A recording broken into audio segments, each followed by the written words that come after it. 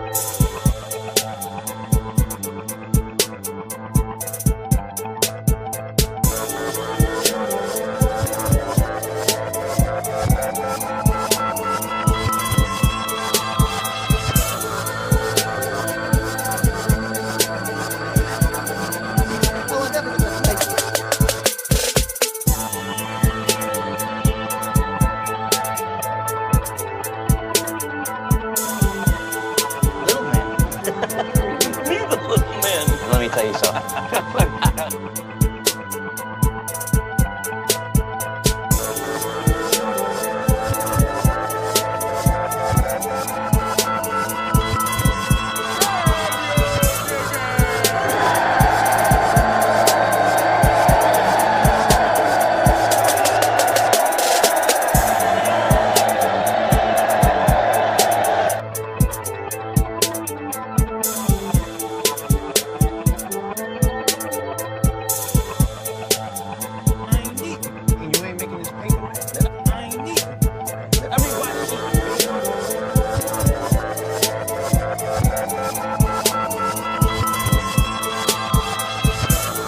But moving forward, never say never, but never.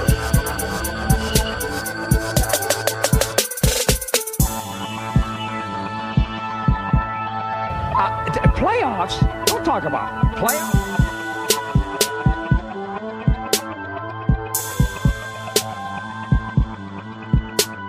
They fucking allegations again!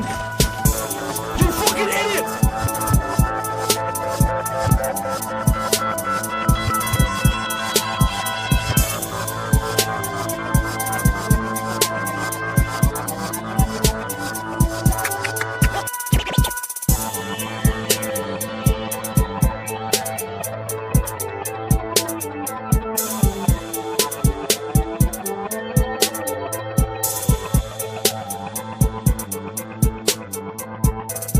Right on.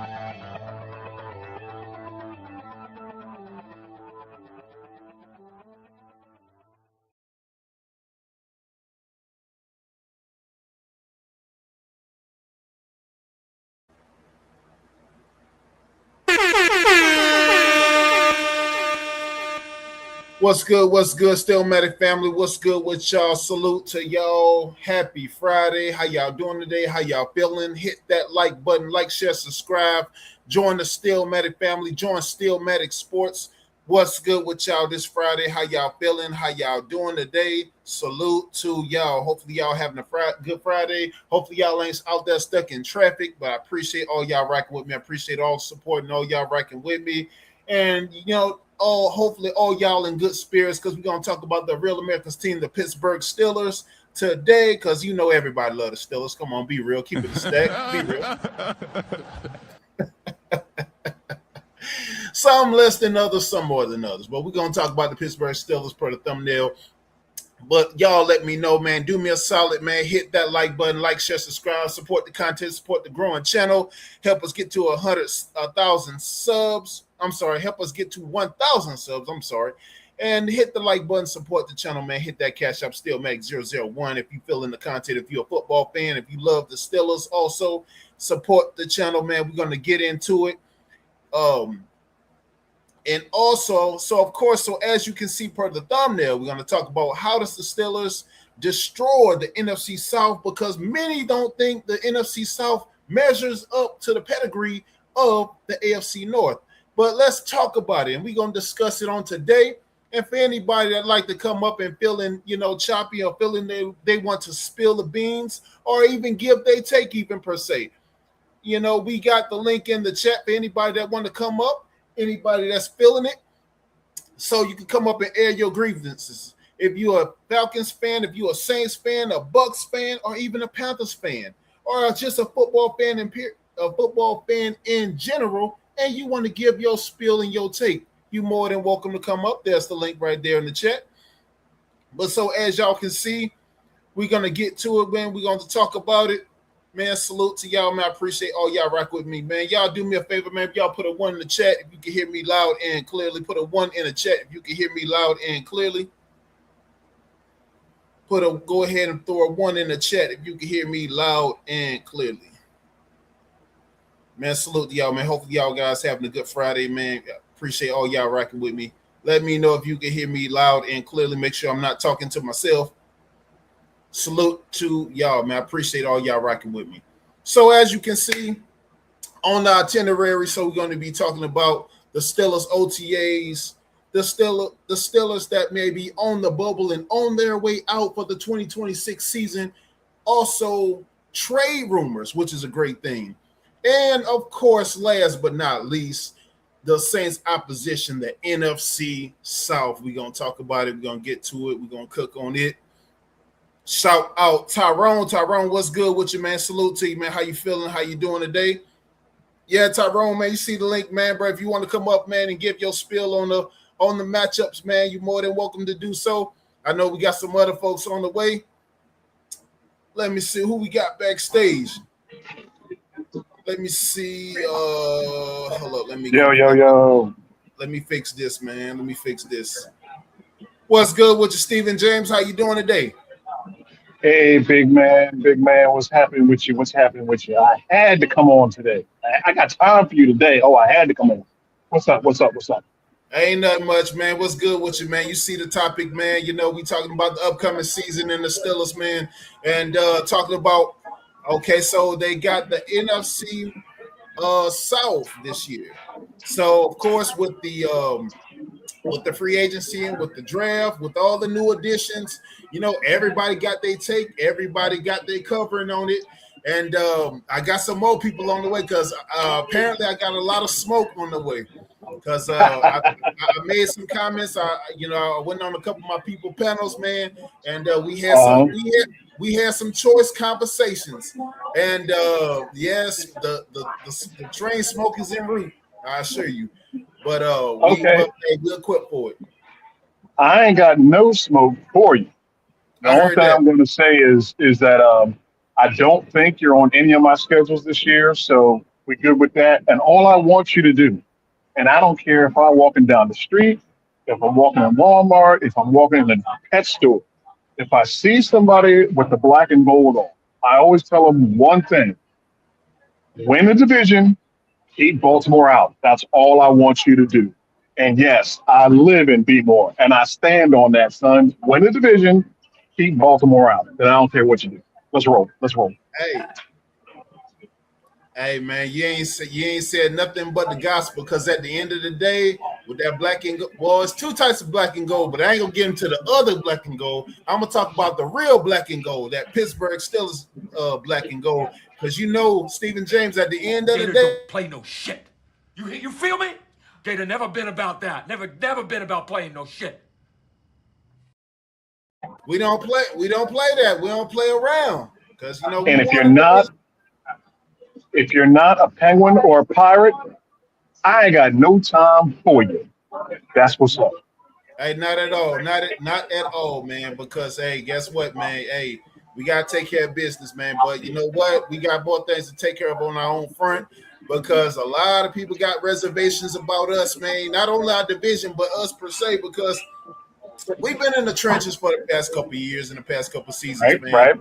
And it's been a downpour, but you know what? I think tides are turning for the better. Of course, with the addition of Mike McCarthy, this new West Coast offense, draft picks and free agency selections, I think tides are turning for the better, if I must say so myself. But I've been wrong before. We'll find out. We'll find out starting in September.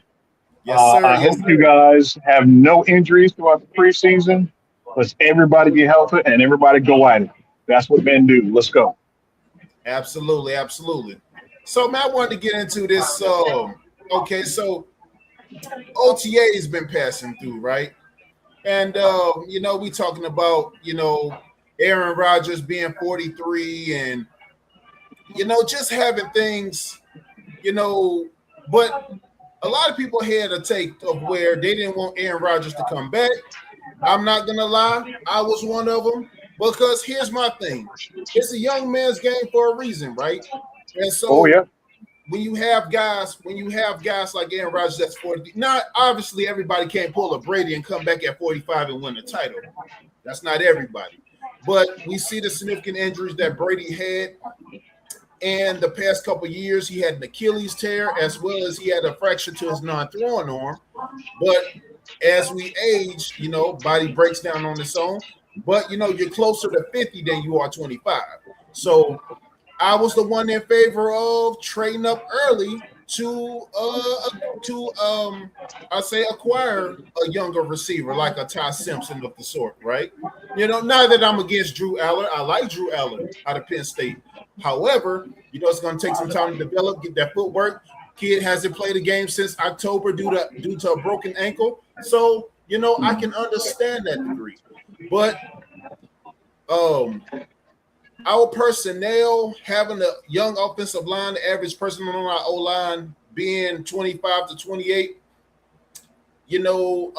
that's going to come with time. And, of course, you have to protect A-Rod. That's your best asset. So, be that as it may, the West Coast offense is only as beneficial to us as we have Aaron Rodgers healthy and available. So we got the OTAs going on right now. So of course, we got our first round pick, 21st pick, Max Honicher, that's showing much promise. And big 6'6", 321 guy, very aggressive. However, greener than money when it comes to the game of football, as it appears to experience in the sort. Didn't start playing football until he was in community college. Not one of those guys that's been actually playing football all his life, but has just been only playing football for a couple of years, but has ultra athleticism at the right tackle position. A very great asset for Aaron Rodgers, but keeping Aaron Rodgers safe and protected, that is going to be a tall task for this upcoming season. Do you concur, sir? Well, from what okay, first of all, I don't know if Aaron is washed, all right? Because the Jets, like they do anybody else, the Jets is a failure. The Jets are always a dumpster fire. I do follow the Jets since 1988, so I know a lot about them. But I would be curious to see the first 3 games is going to tell you everything you need to know about Aaron Rodgers for the rest of the season. If you keep him upright, maybe he can swing the ball a good bit or whatever. There's going to be plays where you're going to see where he gave up on the play because he don't want to take that hit. Okay, but he's going to make up for it in the long term. So Right. I'm interested to see what he does. Um, I have a good friend, a little brother who's a Steelers fans, and so I always ask them, I hope you have a good backup because even though he made it through all last season with the Jets, that doesn't mean that he was not injured. So Right. if you guys are on a playoff run and you just see him that he's just not right, pull him out the second quarter, let your backup take over, let him get some rest. You're going to need him later on down the road. That's my only suggestion to you. And it'll be interesting to see what you guys do. It really will, especially with Cincinnati and Cleveland trying to be something in y'all's division eventually. So, yeah, we'll see what happens. See what happens. Oh yeah, I'm definitely always concerned with divisional play because it's no shortage of stellar competition when it comes to divisional play and from all of them. Right. But definitely the O lines have to gonna work. They're gonna have to come out and have an elite season every week. Just for that West Coast offense to take shape. But yeah, that's definitely going to be a tall task and definitely a work in progress. Let me take a look, see who's in the building. Shout out Joe Blaze. Joe Blaze, what's good with you, man? Salute to you, brother. How you feeling? 1,000 watch radio, man. If y'all not subscribed to 1,000 watch radio, man. 1,000 watch radio, man. Super dope, man. With the lo-fi jams, man. I call him the lo-fi king. But salute to you, sir. Bots, drop your link in the chat, bro. Do something, dog. Do Now something. you need to do something. Do you hear me? Do something. Salute to you, man. Salute to you, brother. Salute to you. Who else we got in the building? What's good, Derek Gaines? Derek Gaines, what's good? What's your team gonna win the Super Bowl? Derek Gaines, brother. I told you about that, man. I told you about that. Joe Burrow been to the Super Bowl already. He rolled the dice, then craps. Joe Burrow is not going back to the Super Bowl, bro.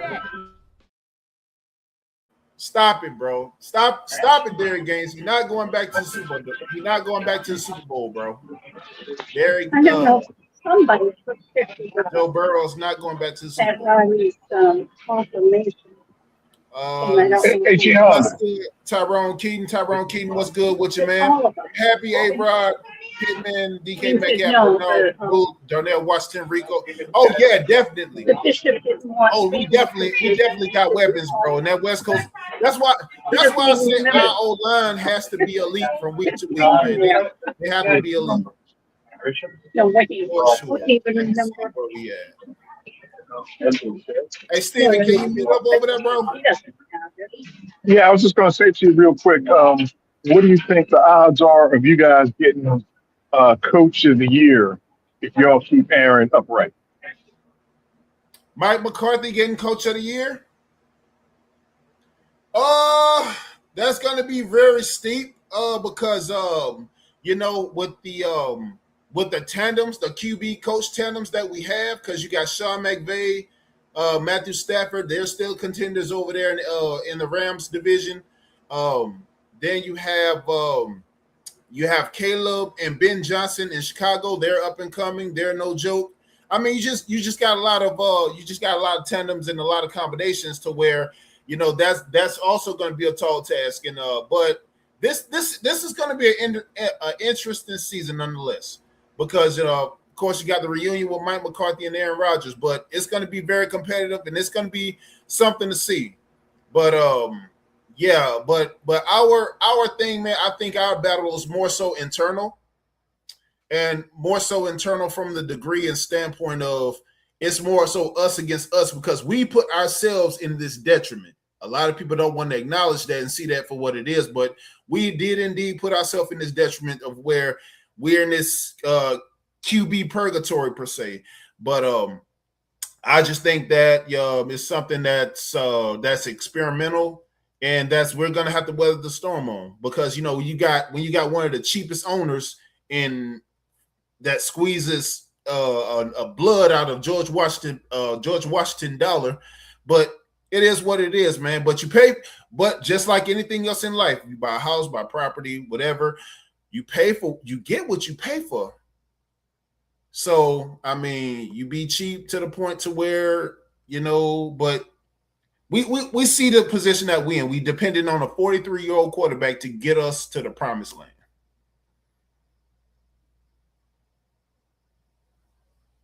You muted. Thanks. Okay, I can rock with you on that. I just hope that you guys do well enough where you're at least in the conversation. Personally, I hope Joe Brady, not Joe Brady, Joe Brady of the Bills. I hope he gets it this year, which means the Bills are doing well. And I also got my boy Harbaugh with the Giants. I hope he's in the running for it. That's my two loves right there. But hey, if you guys can just get on a roll, man. I mean, every year, right or wrong, there's always a Cinderella team that comes out of nowhere. And the coaches of the year are usually coaches, it's their first season with a new team. So that's why I throw you guys out there, man. But, what you think? I feel you. What you got, Corey Joe? Steelmatic, I'm mad at you. You had a stinks from New Orleans. I'm talking reckless about my birds. Oh, about your Falcons? Oh, man, my bad.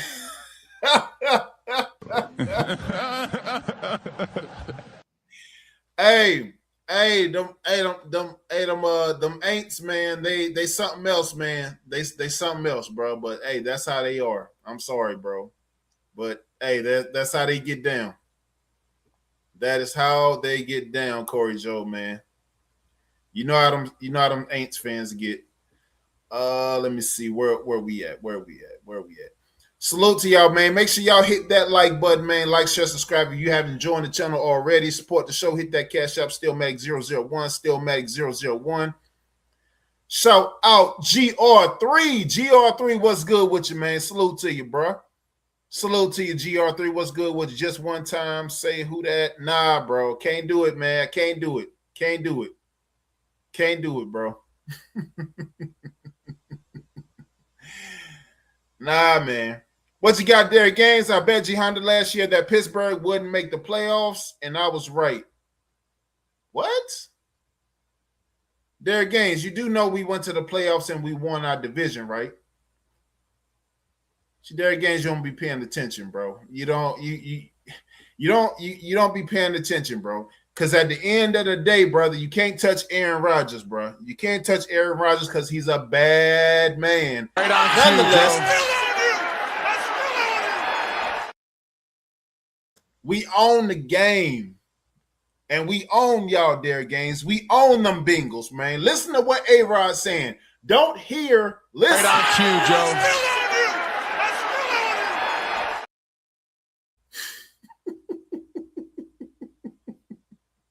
Oh, no, man. Come on. Hate is a strong word. Derek Gaines, hate is a strong word, bro. Hate is a strong word, man.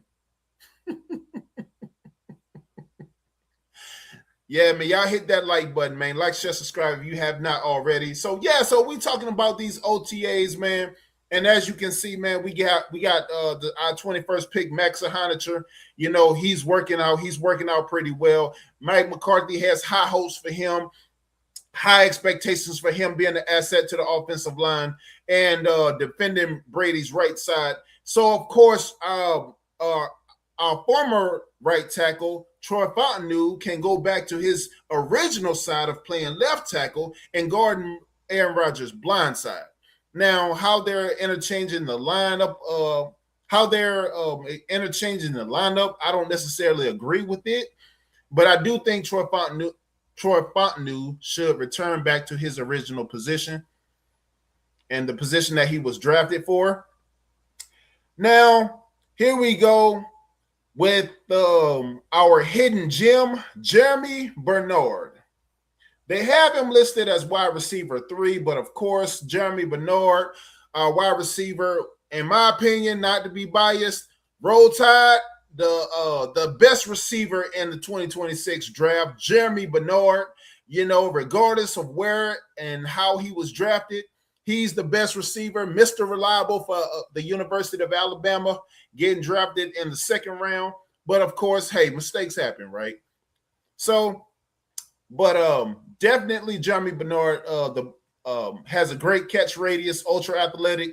You know, not necessarily the fastest, nor does he has to be playing alongside DK Metcalf and Michael Pittman. Great in the slot. He's going to be great for red zone efficiency. He's going to be epic for third down efficiency. And, of course, catching those passes in the slot, has a great catch radius. Yes, Tyrone Keaton, nothing short of a beast. Nothing short of a beast. You know, definitely going to be a problem for any secondary going across the middle. And, yeah, has very high ceiling and high promise.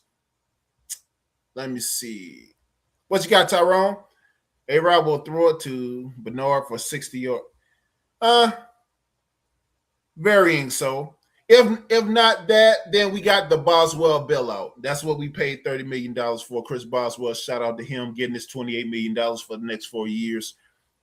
Deserves every penny. Me personally, I believe Chris Boswell should be the highest paid kicker in the league, but that's just me.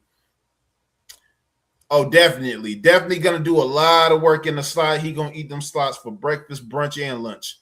So, yeah, definitely he's going to get all the work and smoke, you know. But, of course, I meant to tell you, Stephen James, Joe Brady, I forgot Joe Brady is with the Bills. But he was with the Tigers doing. I'm sorry, he was with LSU Tigers doing their national title campaign in 2020.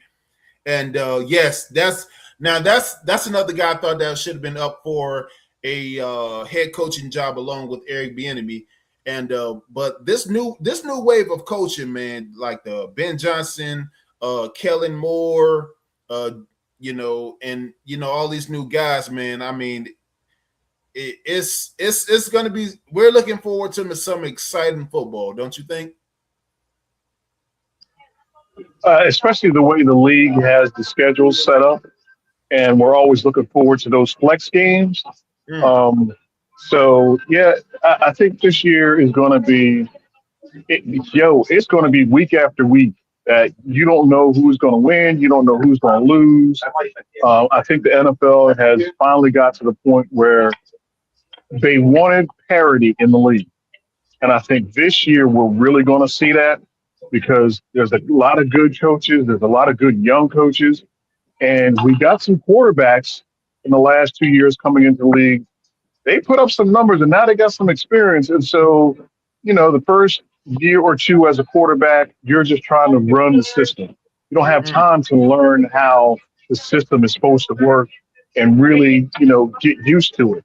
That point is over for them. So now they can freelance more because now they know what they're supposed to see and make adjustments on the fly. So it's going to be good this year. I'm looking forward to it. You know, especially some of the night games or whatever. Yeah, it's going to be good. And I can't remember how many night games that you guys have, but I think you guys have a pretty good number. So let's do it. Yeah, I think it's 5 in total. Okay. Oh, so see, there you go. There you go. So, and that's, like I said, that's not including the flex game. So, you know, you guys go on like a 3 or 4 game streak toward the end of the season. You're going to be like, okay, well, which teams is hot? We're going to put them on the center stage. And every player, every coach loves being on the center stage. Yo, you want to watch me put the smackdown on whoever is in front of me. Okay, black and gold. Let's do it. Let's do it. Black and gold. Let's do it. I'm with you. For sure. And of course, you know, we got all these international games this season, and of which we have on week 7 versus the Saints. We play in France against the Saints at 9 a.m. in the morning, and that's going to be something to see. And but of course, of which it's going to be Kellen Moore versus Mike McCarthy, because they did work last year in Dallas together, as Kellen Moore was the OC, and well, last year before, I believe. Kellen Moore was the OC, and Mike McCarthy was the head coach in Dallas. But and they allegedly had a spat, so this is going to be something interesting to see amongst those two. But talking about these OTAs, man, yes, we have a lot of promise. Yes, we have a lot of potential, for our 53-man roster that's going to, be trimmed down in these coming months. But my thing has always been, since Mike Tomlin stepped down, indeed, how is our guard going to change for the better? How are we going to get back to that place of prominence of where, we could get out of this slump of just going to the postseason for one playoff game and getting bounced out like we've been getting for the past 8 years? Yes, and you hear that across the board from everybody. Not the fact that, our former coach had 20 straight years of non-losing seasons, but you always hear the fact that, teams say they're more relevant than the Steelers, that they have more of a winning completion with the more than the Steelers. I mean, I get it. If you think your team is on, and also y'all see the link in the chat, you're more than welcome to come up and give your spiel, GR3. Because a lot of y'all say, y'all more relevant than us and y'all did more than us. I mean, we could talk about it. But at the end of the day, you can only do so much. And when you have a fix-a-flat mentality, and for y'all that's not familiar with fix-a-flat, it's basically a temporary fix. That cheap stuff you put into your tire to get your tire inflated, and then it only lasts for about maybe a couple hours or something, good enough to get you to your destination or whatever the case may be for a day or so. But instead of just repairing the whole tire, repairing the rotors, the brakes, fixing the block, giving the car a whole facelift. And that's basically what we've been doing for the past umpteen years. Because, if you think about it, we've had instances where we've had guys that overstayed their welcome, guys that should have, left earlier than what they left, and yes, I'm speaking on Big Ben. Big Ben should have retired 4 years earlier, in my personal opinion. And of course, when you had situations where you couldn't develop a guy then within his last years, and I'm speaking on when this prime years when he had with Antonio Brown, he should have been developing. They should have had a quarterback under him sitting watching, an adequate quarterback sitting watching at that particular time. But, we didn't. We failed to do so. What's good with your GR3? What's good with it? What's good, man? What's good? You got it, man. What's good with you? You're live. What's up, man? Oh, man, I heard you say about Pittsburgh. Basically what you said was the truth, though. Pittsburgh basically did the same thing Tampa Bay did. Y'all waited too late, bro. Y'all got too many older players. That's the problem that I see with Pittsburgh. Plus, I had to come put my cologne on your shoe. I heard that, man. So you think we waited too? So you also think we waited too late, as in, waited too late, as in developing younger players and new talent for a new generation? That's what happened. I mean, think about this. A lot of players that y'all have on y'all team are Asian players. I mean, even Jalen Ramsey is old. Yeah. You feel me? Now, we may say he's a young man, but yeah, 29, that's old in football. 28, that's old. Very, very. You feel me? So we got to look at it from that perspective. Once you'd have did that and you'd have gave all these dudes top dollar contracts, they come to bite you in the long run. For sure. And let's keep it real. Y'all invested in Big Ben, Kenny Pickett, but let's keep it real. I mean, y'all already got Asian players, and then you go get Aaron Rodgers, who's already Asian himself. Oh, wait, hold on. You brought up Kenny Pickett. And I like. I had to do it. Yeah, no, I like when people bring them up because here is why Kenny Pickett happened, right? It wasn't about Kenny Pickett being talented or being in the position of, okay, are you qualified? Are you the franchise guy? It was never about that. Kenny Pickett, and I know I'm gonna get pushback, but this is the truth. Dan Marino, a Pittsburgh guy, Pittsburgh hero, right? Went to the University of Pitt.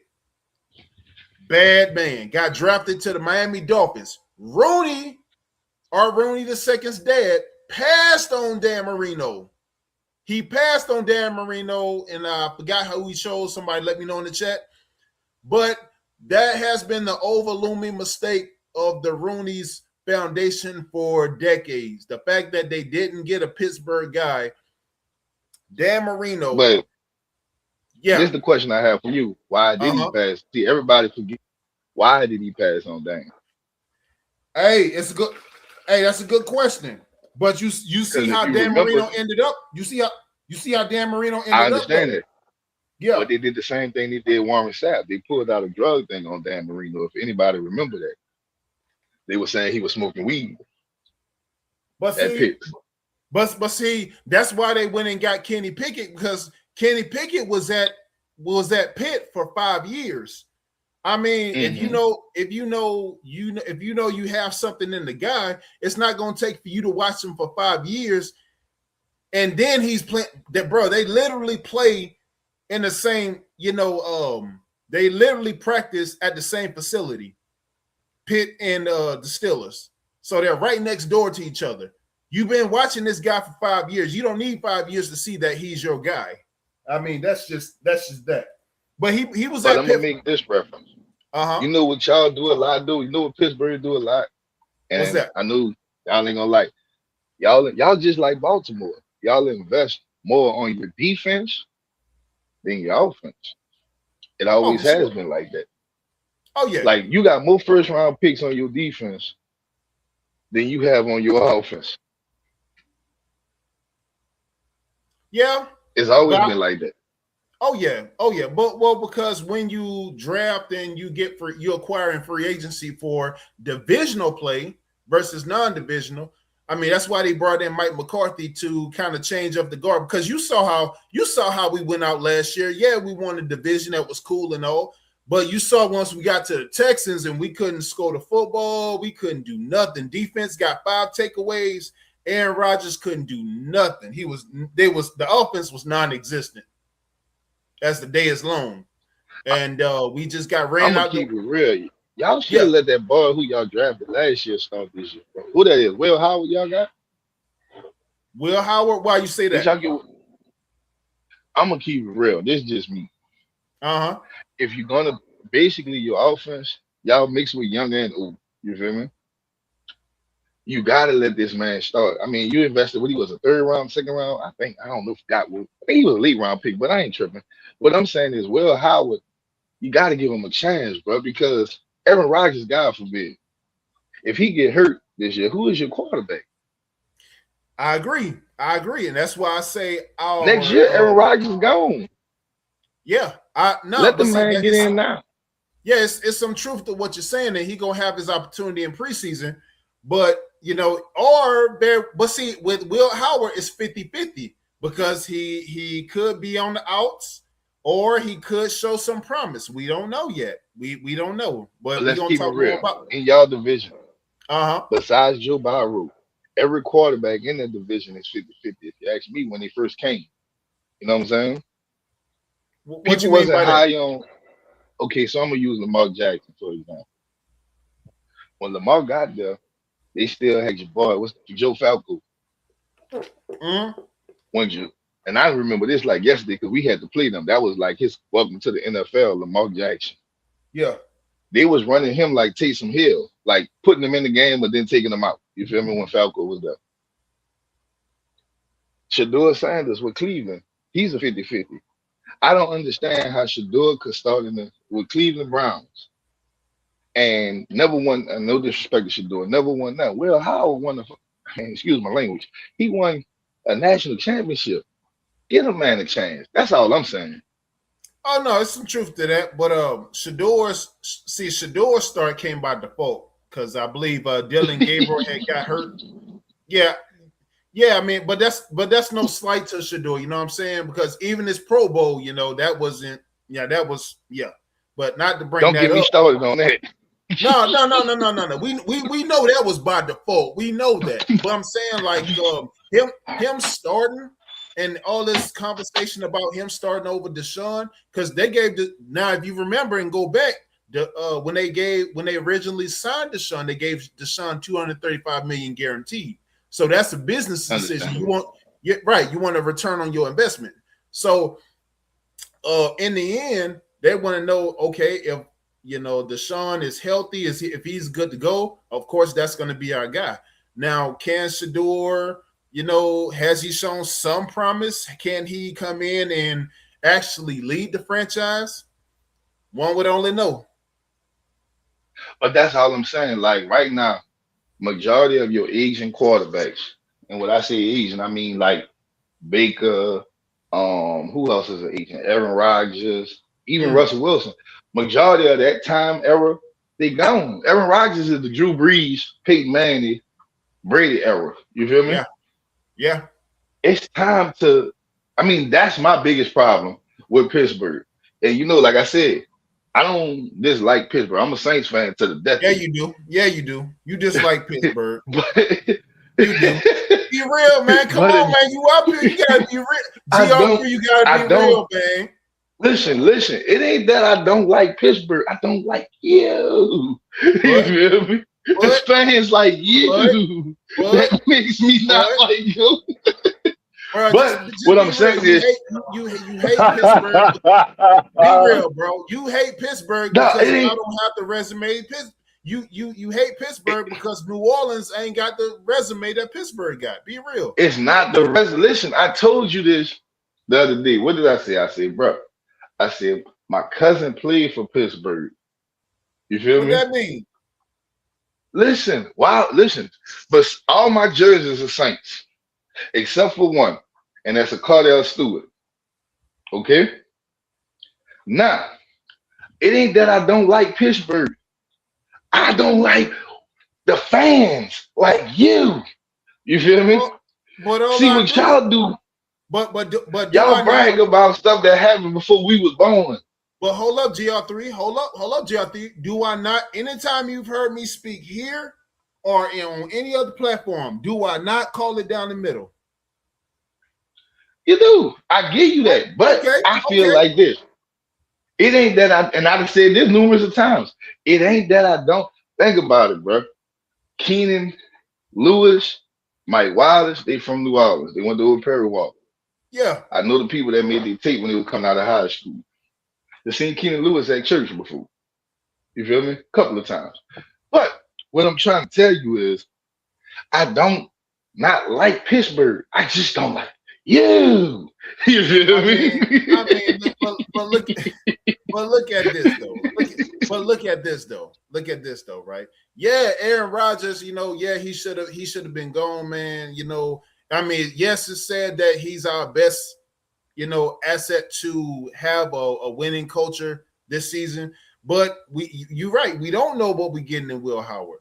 But if Will Howard was to show him some promise, man, if they would have seen any inclination of promise in Will Howard, we would have seen it by now. I mean, if you ask me, Will Howard's in pretty much the same boat as that receiver from that won a national title with Michigan the other year, Roman Wilson. I'm like, bro, like you got to show us something. You've been here 3 years and you ain't shown nothing. Okay, so I have a question. This is what I'm saying. And I'm going to keep saying this about Pittsburgh. Because Pittsburgh, they kind of, I ain't going to say they kind of, but y'all live almost in the same space. People, bro. You got to make believe. Okay. You got to make people believe. Y'all almost in the same category we was in with Derek Carr. And I know y'all may say, no, we not losing. No, y'all not losing. I give y'all that. You feel me? But it's a thing called you have to upgrade. Like it's a time that you got to say, man, you know what, Aaron Rodgers, it was nice last year, but we have to see what we have in these young quarterbacks because next year for sure you are gone. And where are we stuck then? Y'all stuck into a point where who's going to be our quarterback? Because when you don't have no top-notch quarterback, you best believe certain players ain't as friendly as they used to be no more. I done seen it happen with my Saints. You feel me? Oh You have receivers that's gonna start leaving. Yeah, y'all definitely Players had gonna start bounty leaving. gate. Yeah, y'all definitely had bounty gate, so we know y'all ain't friendly down there. See, there he go. No, what I mean by I'm she speaking trying to to him, be funny. keeping it real. See, Hey, we gonna keep it real or not? I'm gonna keep it real. I think y'all was doing bounty gate in the 70s with the steel curtain, if you ask me. Hey, you feel me? I think GR3, not a crime until you get caught. It's not a crime until you get caught. I think Mel Blunt was on the bounty gate. You feel me? I can't confirm nor deny any of the allegations, but it ain't a crime till you get caught. But all I'm gonna say is this: don't let your team, like when Drew Brees left, right? The Saints don't become more interesting place to come to. So you top-notch free agents and players that you've been had, all of a sudden they want to go because you don't have that elite quarterback. And what I'm saying is, if Aaron Rodgers get hurt, and I'm praying he don't, but if he get hurt, what happens then? I know how that feels. I'd have had it happen. I'd have had it happen when your quarterback is a legend and he leave, and at one point you had every free agent wide receiver wanted to come, and then all of a sudden nobody wants to come because you still haven't found your wide receiver yet. I mean your quarterback. I'm sorry. That can change your whole system. But see, think about it. When Drew Brees left, who we went through. But see, Aaron Rodgers has that allure because everybody saw the 4 MVPs. People saw, the numbers that he was putting up. But he's still kind of that same Aaron Rodgers, kind of. But of course, he's not the Aaron Rodgers of in his 20s or 2008, 2007, or even that Super Bowl team he had with Donald Driver and Greg Jennings. No, he's not. Of course not. But I'm saying he's the best chance, and he did decent numbers last season. But when you have a personnel like this, DK, Pittman, and Jeremy Bernard, brother, that's going to be some problems. And I'm asking this, though, and it goes back, they got a guy that me and that I can't stand. I mean, I love him, but I can't stand him. So shout out to him, Rashawn. You feel me? I'm going to use his thing. By paper, it looked nice, but we always have to put in what happens if Aaron Rodgers get hurt. Right. Then what happens? Right. No, definitely, I get your point. The older you get, I mean, every year, it takes something out you. You feel me? So what happens then? Like, my thing is, I believe that Pittsburgh should go with Will Howard this year. Let Aaron Rodgers, if Aaron Rodgers lose 5 games this year, please throw Will Howard in. Or even if y'all winning, he has to get those reps, bro. I mean, yeah, like I said, he's going to get his shot. He definitely going to get his shot in preseason. I mean, but like I said, if you was drafted 2 years ago, I mean, and you won the national, I get it. He won a national title at Ohio State, but he has to show that promise. You know what I'm saying? Basically, if he was good at doing this job, Aaron Rodgers would not be here. A 43-year-old man would not be here. But so let me ask you this: y'all drafted Will Howard last year, right? Year before last. I thought it was last year when Shador. They came out the same year as Shador. It was Shador, Will Howard, and Quinn Ewers. Yeah, okay, yeah. So this is year 2. Okay, yeah, this is year 2 for. So that's what I'm saying. Like, yeah, he haven't got a shot last year. Y'all drafted him, but you already had it. Right? Yeah, I believe before preseason of last year, he fractured his hand or a bone in his hand, so he was unable to compete. Okay. So no, he never actually got an actual start due to injury. But I'm saying, like, you have to show that promise, though. It's like I say with Tyler Shaw and Kellen Moore. Now, yes, Tyler Shaw shows significant promise those last remaining games. I mean, with his QB percentage, I mean, he had a 60+% completion percentage in the majority of those games that he played. However, where that fell on Kellen Moore as a novice as the noviceness in his coaches, and if I'm using the right word, you should have had better discernment early on because Shaw could have been the guy from week one. So you had to see promise during training camp or those OTAs prior to see that Tyler was the better guy. But that's when it becomes that I think Kellen Moore, and it's just me, he's more of a kind of like what y'all doing. Aaron Rodgers, he got the experience. That's how he felt about Spencer. Spencer had been in the lead a year above, you feel me? So he got the experience. Now, what I do say with Kellen Moore, I think it was the perfect timing for Tyler Shuck. See, I love Tyler Shuck, but the timing for him to come in was the perfect timing because he didn't have a Rashid Shaheed or Brandon Cooks or the top flight receivers. The reason and then why I say it's perfect timing, because he did what he did with what he could have. There's no expectations put on him now. It's expectations for him to be better, but there's no expectations for him to fail last year either with the receivers he had. You feel me?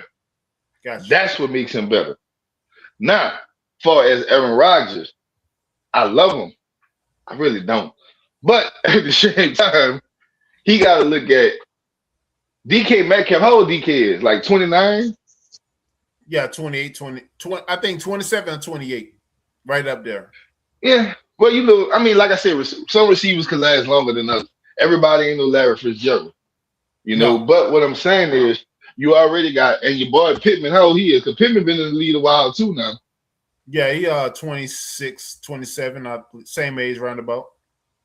Around the same age, right? Yeah. And then you got Bernard, who's a youngster. You know what I'm saying? All I'm saying is this. You gotta prepare for the future. I know this year may seem like this the year, but you gotta prepare because next year, is your boy contract over, DK? I gotta look at it. Because think about this: if you lose Aaron Rodgers next year, right, and you lose DK, and then let's just say I don't know how long Pittman got. Well, Pittman was traded; he wasn't picked up, right? He was traded, so his contract might be over. What I'm saying is, if all these dudes over, now you back at square one. But see, with the pieces that we acquired in the draft, I mean, I don't know how exactly it's going to go with Caden Weston and Eli Heidenreich, your favorite guy. Your favorite Steeler. Okay, Keith, Tyrone. DK signed a 5-year. I thought it was a 3-year. Okay, Pittman signed a 3-year. DK signed a 5-year. So we got DK from Seattle 2 years back. He signed a 5-year. Okay, that was it. That was on the tip of my tongue too. I was about to pull it up. But no, we definitely adding on pieces slowly but surely. But I get that part. You know, yes, you definitely got to build for the future. And then I think they're resting solely more on Drew Aller than they are Will Howard because of Will Howard has he appears to have more athleticism, but as they work with him with this mechanics, footwork, and such. But Drew Aller does have an arm. I must say, yes, he very well does have an arm. So I'm gonna say this to you. Because, see, I ain't never told you this. So, I'm going to go with the person you just said I like, Eli. Okay? The thing is, believe it or not, I did like Eli. I wanted the Saints to get him. You feel me? I've been knew about Eli. Only thing I'm saying is, I'm not saying the talent not there. It's that when he was drafted, at 7th round, it's hard for a 7th round to make a team. Majority of 7th round picks be on practice squad. And see, that's where it get tricky because if he get on practice squad, anybody could steal. So GR3, let me get this straight, GR3. You say you like Eli Heinrich? Yeah, if you one of my closest friends. And I knew you was lying. I knew you was lying, man. I'm sorry, Carter. You a liar. You're lying, man. No, listen. One of my closest friends, I swear, on to the real shit. If I could call him, I would. He would tell you during the draft, I had my eye on him. It was 2 running backs I had my eye on. They had that boy Washington from Arkansas, and they had him. Now, To be honest, I just knew he was gonna go undrafted. And I was like, if he get undrafted, maybe the Saints might snatch him. But when I seen him, because I seen when he got drafted, when he had on his Navy uniform, walking across the stage, I seen all that. Man, you was watching I liked ESPN. him. Man, you was watching ESPN. No, You wasn't even watching the draft. Moving forward. Never say never, but never. Man, you telling stories, man. Come on, bro. GR3. GR3, you muted. Oh, my bad. They muted me. Okay, so you ain't never heard me say this. Every year, though, I'm a football fanatic. Every year, I have an NFL draft. All my people come over, a party. I look at the draft, even the rest of the days, I ain't got nothing else better to do. So what I'm saying is, bro, I looked at the draft. I know he a 7th-round pick. I know exactly who you were talking about when you kept on. That's why me and you started getting into it. But at the same time, I just see it's going to be hard for him. That's all I'm saying. Oh no, he's a running back. Yeah, it's definitely going to be tough. I mean, he getting running back and wide receiver reps, but like I say, you see where I'm coming from, right? I do. I very well do. But he's multi-purpose. You know how like not comparing him to Reggie Bush or Christian, but I'm saying he has multi-purpose usage. You know what I'm saying? So you can be an asset at the kick return, at the punt return, or during the special teams, or even in the red zone work. But all I'm saying is this: when I say that he might not be on the team, it ain't due to his talent. It's due to where he was drafted. Because think about this: let's just say he do make the team, and y'all put him on the practice squad. You cannot afford to put him on the practice squad because somebody's gonna take him. You can't much afford to let him go through waivers. No, he gonna make the 53, man. He gonna make the 3. And just a second, GL3, not to cut you off. Man, shout out to Eric Jordan. Eric Jordan, man, I appreciate you, big dog, man. I appreciate you for the cash out, bro. Salute to you, man. You are the show sponsor, man. Salute to Eric Jordan. What's good with you, bro? Hopefully you have a good day, bro. I get it. I get it. Salute to you, Eric Jordan. Appreciate you, big dog. But yeah, if you're not subscribed, man, hit that like button, like, share, subscribe to the channel, support the show, man. Hit that cash up, Steelmatic 001, Steelmatic 001. Salute to you, appreciate y'all being here. But now, GR3, you right though, bro. If you do put him on the practice squad, man, somebody definitely will get him. I think Dallas will swoop in there and pick him up, or somebody like San Fran, or even the Panthers maybe. But no, he definitely has usage, bro. He definitely has very much usage, because we got a guy, man, that won the kick returner of the year twice, Caden Wedgen, that's going to be a beast at that kick return slot, bro. So, Eli definitely has multi-usage, man. Both of them do. I never did say, now, as much as I talk about him, I never did say the boy not talented. I said he played in a weak conference. You feel me? No, that's another thing that plays a part. But yes, still, and I don't even have a bias about it. But I'm saying, like, if he was one of those guys that went to those mid majors, and he led all categories, like receiving touchdowns, receptions, brother, it's something to be said about that. That just doesn't show you just another guy. You just somebody. You just a walk on, and you just privileged. Nah, that says you can play. You're qualified. You're worthy of being drafted. Or if you was a UDFA, you earned your place. You earned your spot. And I'm not saying that because my greatest wide receiver was a 7th-round pick, and he went to a small school, Marcus Colston. Shout out to all my Hoodats. But what I'm saying is, it's a long shot. Like when Marcus came, people don't understand. The Saints had Joe Horn and Dante Stallworth. Yep. You feel me? We traded Dante to let Colston start his rookie year. So I get it. It could happen. It's just a long shot. That's all I be saying. I just seen talent. We had a running back last year that we took undrafted named Marcus Jones. And if you go look up Marcus was unbelievable oh my God, but he went to a small school. Right. And he didn't make the team. God knows that I was his biggest supporter. Like, man, he gonna be on the team. You feel me? He could do kick Right. returns. He could do this. And that's why I say it's a long shot when you're that low, especially when you went to a small, because people already got it against you that you went to a small program. I'm not Oh yeah. saying Navy No, small, he was. but it's No, he small was. compared to football. Yeah, he was. Matter of fact, I think he's 6'1", but AB was like 5'10". But AB was a monster, bro. I mean, Steve Smith 2.0. But the thing about that, I think AB came out like 6th round or something like that. But you saw when he came into the game at 2011 from 2011 on up, man, destroying everybody. I mean, it was crazy. Oh man, AB was a hell of a player. But all I'm saying is, this just been my biggest thing. How often do we see that happen? Right. Like, that's every blue moon. Yeah, it's a rarity. It's a rarity for sure. But you know, yeah, he gonna come in and work for sure.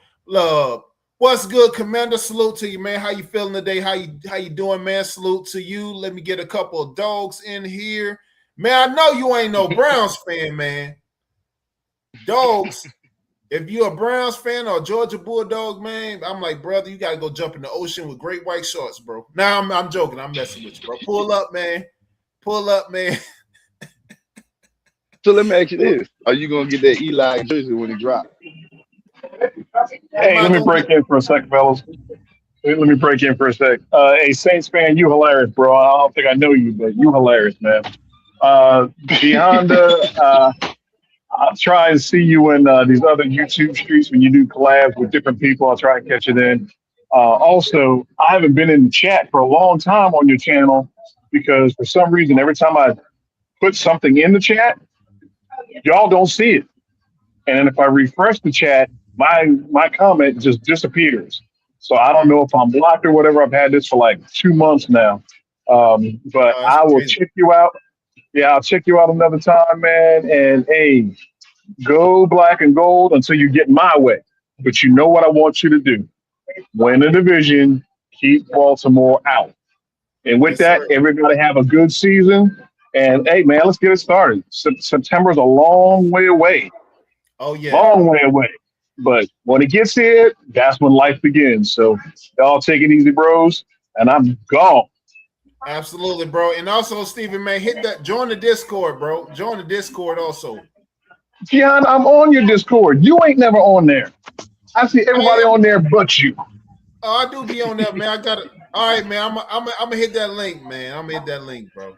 I'll be on there. You know what I'm saying. You know what I'm saying. All right, y'all take it easy, man. I'll catch y'all later, man. All right, bro. Appreciate you, right, man. Be good. Yes, sir. But you getting that Eli jersey when he dropped, Honda?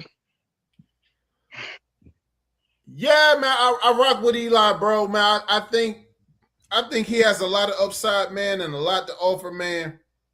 And honest truth, bro, I just think that now Mike McCarthy. Now this new wave of coaches, but I'm just gonna say this. I'm gonna keep it this here, right? Mike McCarthy's West Coast offense is tailor-made for everybody on our roster, bro. Everybody on our roster can eat.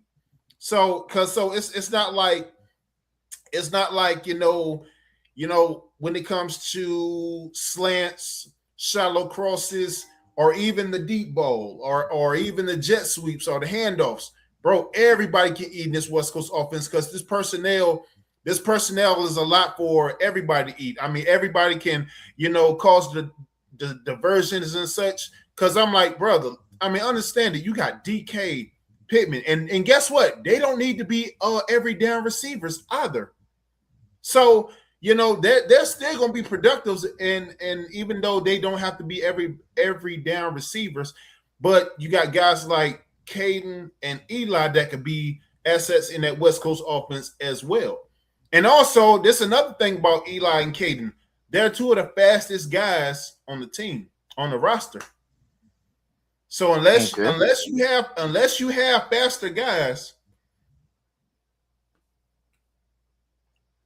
But what I'm gonna say on speed, You What I got say you on need speed. speed, You gotta have speed. I mean, you if you don't need have no speed, speed, then yeah. but sometimes speed can kill you though. I done Hey, seen bro. players that was speed. Like I'm gonna use Ted Ginn. Ted Ginn was one of the fastest players I ever seen. But at the same time, his ability to catch wasn't that good. You feel me? Right. He had to learn. I done seen Joey Galloway was one of the fastest players I ever seen coming out of Ohio State. But he had to learn. And that's all I'm saying. Like me, I value speed, but that's the difference between me and some people. Speed don't always determine what you are. People be like, oh, well, Jerry Rice. Jerry Rice the greatest receiver, but he wasn't that fast at all. He had good football speed, Well, but he when I say wasn't no burner. when I say speed, GR3, I mean speed for the offense. Speed to like Okay. take the top off the offense and take the top off. I'm sorry, take the top off the defense. Push the safeties and stretch the field. In a sense to Okay, so I got where a question for you. I'm gonna do yes. you like you do us. Where do you see Pittsburgh in this division? Oh man, I have us winning the division again. I have us going 12-5 on the regular season. Um, as far as because I just think that yes, it's going to take time to materialize. The first couple of weeks, but of course we got the Boswell bailout, so he's going to kick numerous field goals for us to win and maybe squeak out wins, but definitely have us going 12-5. Okay. Another thing, is Mike McCarthy the long term coach, or is he just there for Aaron Rodgers? I think he's just here for Aaron Rodgers and the fact that he is indeed from Pittsburgh. I mean, to be honest, man, I wasn't the one really in favor of McCarthy, but his track record and the West Coast offense is a tide turn from Tomlin's era, and I think it's going to give us more of a scoring prowess and be so that we can be more dangerous. So Now we I'm can not gonna actually sit get here a in point. front and say he don't have a good offense. I mean, Mike McCarthy, believe it or not, he was the Saints offensive coordinator at one time. He took us to our first playoff win. The only problem I have with Mike McCarthy, and this is why I see with Pittsburgh, is he the long term or just short term? No, he'll That's be all short. I ask. Yeah, I believe he's gonna be short term. I believe he's gonna be short term because he's 64 years old, man, and I just think he's on the back end. I think this is his last hurrah because, like I said, he's from Pittsburgh originally. So I mean, because I look at it this way. I look at it as a point of entitlement because I'm like, how this dude get the coach for all three prestigious franchises from Green Bay to Dallas to Pittsburgh? I mean, he has a winning No, pedigree. Yeah, hey, yeah. and let's not forget, he was also with the 49ers at one time too. But he wasn't the head coach, but he was before he went to Dallas, he was with the 49ers, if I'm not mistaken. So he did it all. I mean, the dude been in the league since probably nine-ish, the late nine-ish. Okay. And like I say, coming from a guy like people talk about he developed Aaron Rodgers. Well, as a Saints fan, and I'm not gonna say this guy was great, but he developed Aaron Brooks for us. You feel me? So I'm gonna add that to his chest. The dude has a great offense. I'd have seen it, Lord knows, when he was here that year for us, Lord. But the only thing I have a problem with is he just there for Aaron Rodgers? Because let's just say your team get the clicking on his offense. Then let's say Aaron Rodgers retires next year, and then he says, "Well, you know what? I'm done too now. I just wanted to finish with I mean, Aaron why Rodgers." would you not? I would agree with him. I mean, dude, you're 64 years old. How long you want to do this? Everybody don't want to be Dick LeBeau or Tom Coughlin and being a year Okay. all these years. I mean, if you look at it, the owner had to fire Tom Coughlin from the Giants, if I'm not mistaken, because he didn't want to retire. They had to fire Dick LeBeau because these guys are just addicted to the game like that. So I mean, but I don't see McCarthy staying around long at all, man. I see them bringing in somebody like a Joe Brady or like somebody of that caliber. I thought they should have did that when they moved on from Mike Tomlin, to be honest with you. I'm gonna keep it real. The best thing that's coming out of this is that y'all finally do have an offensive minded coach. like I know a lot of people disagree with me on this and be like, well, why? I know some people like defensive head coaches. I don't. I'm a fan of offensive head coach. You can get a good defensive coordinator. For sure. You feel me? So, A Commander, defensive coach, it never works. Oh, for sure. Commander, what you talking about? Panthers must be one of them 5 losses. Absolutely not, sir. Absolutely. Either way, I don't give a damn what you think you are entitled to. Not at all. Not at all. Not at all. No, sir. And we're gonna get into the matchups a little later. But yeah, man. But with these, but you're absolutely right, GR3, man. And also with these OTAs, man. You know, everybody trying to get the chemistry on, and especially with our offensive line, man. You know, it's just one of those frightful things of where you see a guy 43, but that can still perform like an Aaron Rodgers, but when your O-line is greener than Easter grass, and it is what it is. So that's your worry? That's your worry? Your offensive line? That's your worry? Absolutely. 1,000%. I'm very concerned about our O-line. You think about it. Our O-line is young, and it's more so a bad thing than a good thing, because here's the thing, and I'm going to pull up the numbers, because Aaron Rodgers was sacked 29 times last year, bro. 29 times, bro. As a 40-plus-year-old quarterback, he was sacked. Let me see. Hold up 1 second, bro. So you basically telling me that's why he took long to sign that contract? Because he was thinking about those sacks? I mean, but you got to realize this is a young man's sport for a reason, bro. So true. So okay, so just because Brady come back at 45 and win a Super Bowl, that don't necessarily equate to you coming back at 40 plus, because y'all body ain't the same. Y'all didn't sustain the same injury. Y'all didn't take the same hits. So true. And everybody not like Troy Aikman that has been, that's a walking, not to call Troy Aikman a walking concussion, but he had his share of hits now. But this is still a young man's sport for a reason. And I'm going to pull this up right quick, bro. Hold up 1 second. Yeah, y'all hit that like button, man. Hit that like button. Join the channel, man. Salute to y'all, man. I appreciate y'all rocking with me. So let's look at this, man. Let's look at this. All right. So last year, let me see if we could see this. I hope I ain't in the way. Uh-oh.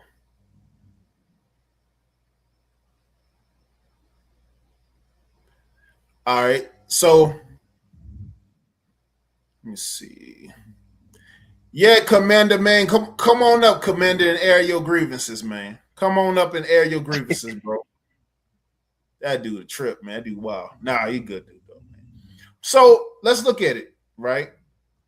So Aaron Rodgers, they currently in OTAs right now, but Aaron Rodgers, man, last season, 327 completions out of 498 attempts, had a 65-plus passing completion percentage, third 322 yards, not bad for a 40-plus-year-old.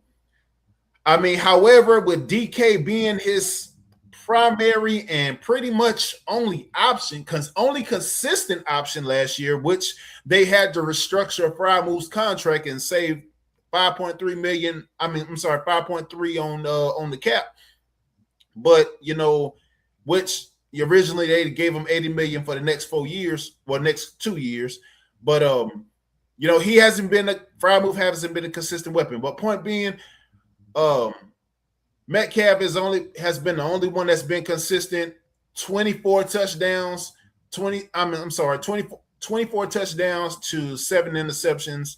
I mean, I wouldn't call it trash for a 40-plus quarterback, but definitely those numbers will double under McCarthy's West Coast offense. I mean, but indeed he was sacked 29 times, bro. So yes, that gives me concern for our O-line. That does definitely give me concern for our offensive line. So while you looking up the sacks, I want you to do me a favor while you got it up there. look What at up? the quarterback hits. How many hits did he take? Not just sacks, like quarterback hits. How many hits did he take last year? You need to show that too, because just because you didn't get sacked, that don't mean he still didn't get hit in the backfield. You know what I'm saying? Yeah, I'm saying that they have to do a better job getting to him. Like, no, not getting to him. So that slide protection. But the reason why we went and got Rico Dowdle from Carolina, so that we could have those quick. Now Rico Dowdle's more so. I compare him to, he's kind of D'Angelo Williams-esque to me a bit, because his running savvy, but he's still a 1,000-yard rusher. So he's going to be, but see, not that, and not even that if we need our running game to be, so superb, it only has to be decent, because that passing attack is going to be there all day. So, So this is the that. question I have for you. Is your offensive line set for running, or is it set for blocking? Oh, no, they definitely. Because go ahead. If they're not, I mean, you saying you scared of your offensive line. Is there a good running offensive line? I mean, they're decent. I mean, it's mixed. It's mixed sources when it comes to their ranking. I mean, and the only reason I'm asking that, because you could have a good running back, but if you already having trouble with offensive line blocking for your passing, I can only imagine what it looked like. Coming firsthand, we had Alvin Kamara, right, and that offensive line was horrible. Right. You can't pass, you can't run. What happens then? I don't care if you got Walter Payton back there. You ain't getting in the end zone when the running back. You feel me? If you ain't got no offensive line, that's all I'm saying. No, but they say Broderick Jones could be on the trading block, but that we're gonna get into that here in a second. But no, they are nice. They are a nice running combo, and I think over the weeks they're going to improve even more. But they definitely have to keep Aaron Rodgers protected for sure. That's why I keep bringing up about him getting hurt, because I remember last year they were saying for an older guy, him getting hit like that, Yeah, I'm saying, because the other year he had that Achilles tear when he was with the Jets, and then he broke his non-throwing arm last year and came back 2 weeks later. So yeah, man, we definitely got to keep him protected and such, man, because I mean that's just my bad. So because that's the thing, man. Because that's the thing when when you have to rely on a guy like Aaron, a guy that's 40 plus, but I mean it is what it is. But see, I agree with you in a sense when it comes to like a Will Howard and him getting his shot and him being productive and in the mix. But I'm like, what are you showing? What are you not doing? What have you not? What part of your talent has not translated for them to see that, okay, you're worthy of a shot, Like, so this is $1 million question, and I know this is gonna probably be off the hand, but I'm gonna go ahead on and say it. Let's say we just gonna put this out there. If Aaron Rodgers get hurt, like you say, he missed 2 weeks last year, right? Let's say Aaron Rodgers get hurt and miss 3 weeks. Oh, no. I'm sorry. He missed one game. That was against Chicago. 1 game. Okay. Yeah. Okay, so let's just say he missed 3 weeks this year, getting hurt. Okay. This is my $1 million question. And let's say they put Will Howard in, and Will Howard ball. Do you put Aaron Rodgers back in when he get healthy? Well, that varies. How's the offense looking? What's our analytics looking like? What is the? That's why I say it's clicking. Like everything. Put it like this. Let's say Aaron Rodgers was. I'm gonna say. Let's say the 4th game. Let's say y'all. I'm not putting it out there, but I'm gonna put it out there. Let's say y'all 2-2. All right. And let's say Aaron Rodgers get hurt in that 5th game, and let's say those 3 games y'all 3-0 with Will Howard. I mean, dude, the offense is booming. Do you take out Will Howard for the greater glory of Aaron Rodgers? GR3, I got to be real with you, bro. I got to go back and put Aaron Rodgers in. You know why? You know why? Okay, why? It's my team. It's my quarterback.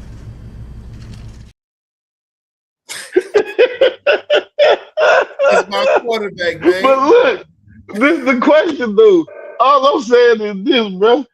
I mean, if the man, I'm gonna put it like this. I remember, and I don't like to brag on old things, but I remember the Saints got Jeff Blake like in the 2000s. Okay, Mike McCarthy was our offensive coordinator. Jeff Blake, I think we had went like 7-2 or something like that, or 8-2 with Jeff Blake. Jeff Blake got hurt. I'll never forget, and that's when Aaron Brooks came in. And when Aaron Brooks came in, he was lighting things. I mean, running. He was doing things we never saw before. You know what I'm saying? Even to the point that when Jeff Blake got healthy, they was like, nah, we keeping Aaron in. You feel me? All I'm saying is, if Will Howard show you that, I'm just saying I don't wish nothing bad on Aaron Rodgers. But if Will Howard show you 3 games, he go 3-0, and let's say his quarterback rating is 101. You feel me? We still got to take him out for the greater glory of Aaron Rodgers? I mean, because if it's reads that he's not making and certain plays that he's not making, like if he can't get us splash plays, if he can't get us like it's all about production. I mean, and then the type of production and how you're going about getting it. Now, if you just gradually move, if you're just a gradual chain mover and a good game manager, and you can keep other superior quarterbacks off the field, that's a great talent to have, and that's a talent that every quarterback should have, because I think that's what beat Caleb Williams in the postseason against the Rams last year when he went up against Matthew Stafford. He couldn't keep Matthew Stafford off the field. Now, if that's a talent that Will Howard can acquire versus having a solid arm to where he go back and forth with different QBs and such, hey, that's a varying thing. But I'm saying Will Howard has to show an inkling of that, and I just don't think Howard's talent fully translated from college to pro. I don't think so. All I'm saying is, they said the same thing about Sam Bradford. Yeah. He just won the Super Bowl. All I'm saying is this. Oh, whoa. Sam Bradford ain't won the Super Bowl. I mean, not Sam Bradford. I'm going to say Sam Darnold. I'm sorry. Sam Darnold. I'm sorry. Yeah. They said the same thing about him. My bad. I'm sorry. What I'm saying is, if he's the one 3-0 and he's showing you I'm talking about high scoring, doing his thing, you still going to sit him down for Aaron Rodgers, knowing that Aaron Rodgers will be gone next year? Absolutely, bro. It's my team. It's my quarterback. This dude gonna stop with that. That's my quarterback. Yeah, that's my quarterback, man. Hey, Izzy, man, you gonna stop? Izzy, if you gonna talk trash, come up, hit that link, bro, and come up and talk, bro. You don't talk. You don't get. Come on, Izzy. Thank you, Izzy. Talk about Aaron Rodgers, man. You do not get to talk about Aaron really? Rodgers, bro. Watch your mouth, man. It don't work. All I'm saying is though. But no, he definitely need reps, man. And then, but can he beat out Drew Aller though? Is the question. Because listen, man. I mean, as far as Drew Aller goes, you got a guy that can see over the line, a guy that has that's more athletic than you, a guy that's taller than you, bigger than you, have a more powerful arm than you. Like, I mean, some guys is just a bona fide backup. It's nothing wrong with that. But I mean, at the end of the day, Will Howard has not shown or gave the Steelers franchise that nod to say, yeah, he ready. Yeah, he the ready. Man only been there. That's why I said he didn't get to play last year. All I'm saying is this.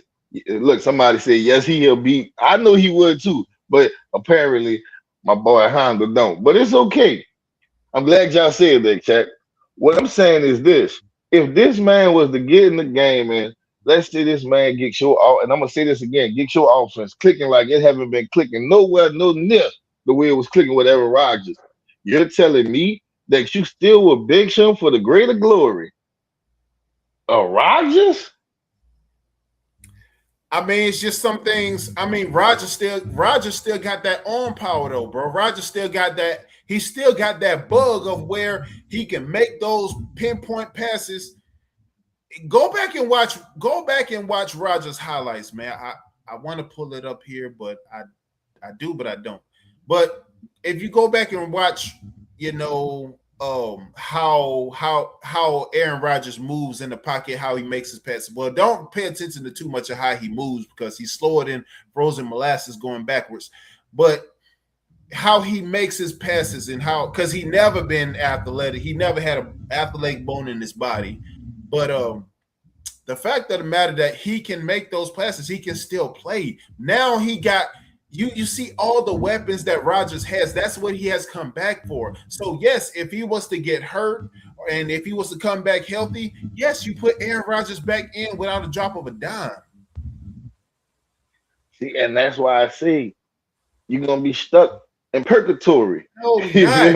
No, we not. Because my thing is, if the car is going while it's hot, bro, let it go. If Will Howard come out there, he gets your team to rally, knowing that y'all still got him on a rookie year deal, and Aaron Rodgers will be gone next year. You tell Aaron Rodgers, look, man, get on the bench. Let this man go because that's your future. Bro, I understand that. But see, it's going to be so much commotion. And also the fans, when the fans get to talking and the alumni get to talking and people stop coming to the games, Rooney not going to have that, bro. Rooney, you not about to mess with Rooney pockets, bro. As cheap as he is, you not about to mess with his pockets, bro. That's what you not about to do. So basically, you trying to say you wouldn't want to ruin his fun, Mr. Cheapskate. Exactly. You got to go Home Alone too. Yeah, you got to go Home Alone too. Yes, sir. Not to spoil your fun, Mr. Cheapskate. Yes, sir. Mr. Cheapskate. Yes, sir. That dude is the ultimate cheapskate, bro. All I'm saying is this, and what I notice about fans and even alumni, long as you're winning, they don't care. As long as Howard winning, they wouldn't care. Nobody's, and I hate to say this, nobody's loyal to the player. They only loyal to the logo, man. Oh, that's it. That is it. And also, man, when you got people that's calling for, okay, so I'm gonna take it to the Browns for a second, right? Because everybody saw how they did Shador, right? How you are a top 3 quarterback in the draft and you get drafted 5th round. That's insane. But on down to they select Dylan Gabriel and then they get Shador. Or however which way that went, right? So you at the point where when you go in the stadiums or when you go into the locker room, Shador got the juice. Shador is the man. Shador jerseys is everywhere, bro. I'm like, bro, I don't even like watching Bears games, but I watch a Bears game. Shador jerseys everywhere, bro. It's crazy. But you know, I'm glad you brought up Cleveland because I'm gonna go to them. You know why Shador? See, people trying to live through Shador through his daddy, and that's one thing I don't like. Yeah. You feel me? That's okay though. I understand people love Dion. Let's go ahead on Dion. But people got to come to realization that there's a reason. Now, some of the reasons I don't want to get into, but there's a reason why he was picked the way he was picked. You feel me? It ain't no such thing as, oh, he was just a great quarterback. Because, see, this what gets me, Honda. I hear so many people cry over Shador should have never felt that low. He should have been a first pick. What have Shador won in college? Please tell me. I mean, but right, I get it, but yet still the ranking where they had him ranking. Now okay, so I'm glad you said that because here we go. And not the rabbit hole, but here we go. Well, what's going on, G-Honda? What's going on, GR3? Oh, what's good, broski, man? How you doing, man? What's up, man? What's good with you, man? I'm gonna make this point right quick, broski. I'm gonna let you have it, all right? All right. Yes, sir. Yes, sir. So, GR3, back to what you just said about Shador. So, you said what Shador done in college, but you got Arch Manning at the University of Texas, and they giving him all the praise, talking about Heisman, talking such. They be like, bro, what has this dude done? But to Shador's defense, his numbers actually match the ranking, though. Okay, so I'm gonna tell you this. You being from, where you from, I'd have been out there a couple of times. It never did.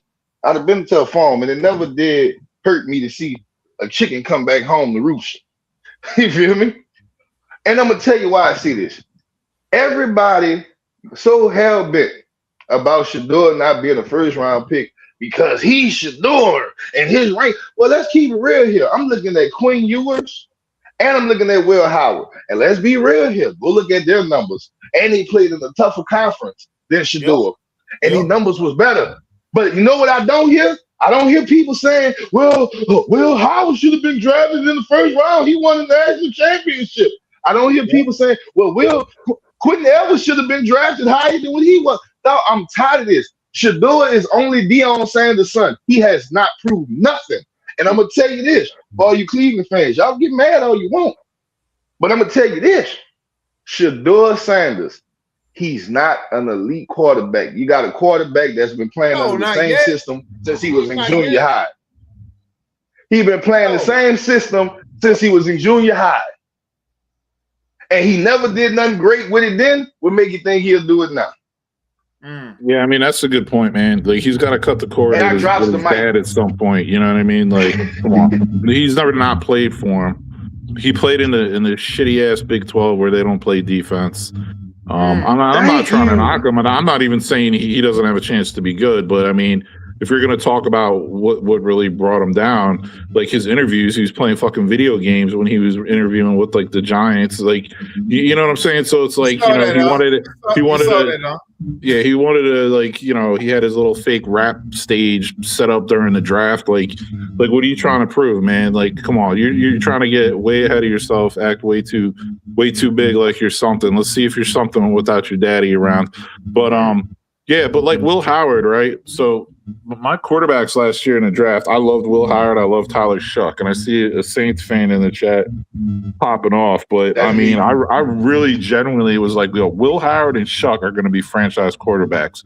So the fact that Will Howard gets to sit behind Rodgers for possibly 2 seasons and he's going to have McCarthy as his coach, when he gets his chance, he's going to be fucking ready. I'm telling you this right now. This guy's a winner. So he played 5 years in school. He learned that offense at Ohio State when he transferred to Ohio State. Picked that up.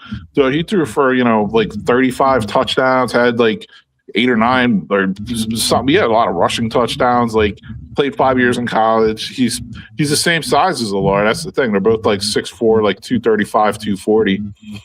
He can move better than Allard. So I'm saying, like, because that means you're a Pittsburgh fan. I got a question for you. No, I'm a Bears fan, but I like the Steelers too. Like, I was born in Pittsburgh. So let me ask you this. I get you. So let me ask you this. Let's just see, because I asked G Honda this, and he keep hitting, that's my quarterback. You feel me? Let's say Aaron Rodgers get hurt for 3 games, right? And you put Will Howard in, and Will Howard just has the Steelers offense blazing. Do you sacrifice and put Will Howard back on the bench for the greater glory of Aaron Rodgers, or do you let Will Howard cook and let Aaron Rodgers ride it out on the bench, knowing he's going to be gone next year? I'll tell you what, that'd be quite a dilemma for Mr. Mike McCarthy now, wouldn't it? But yeah, I mean, honestly, man, it's one of those things. Like it depends on what kind of injury Aaron Rodgers has, because you know how sometimes like he'll try to come back, even though he'll say he's 100% or something. He's not 100%.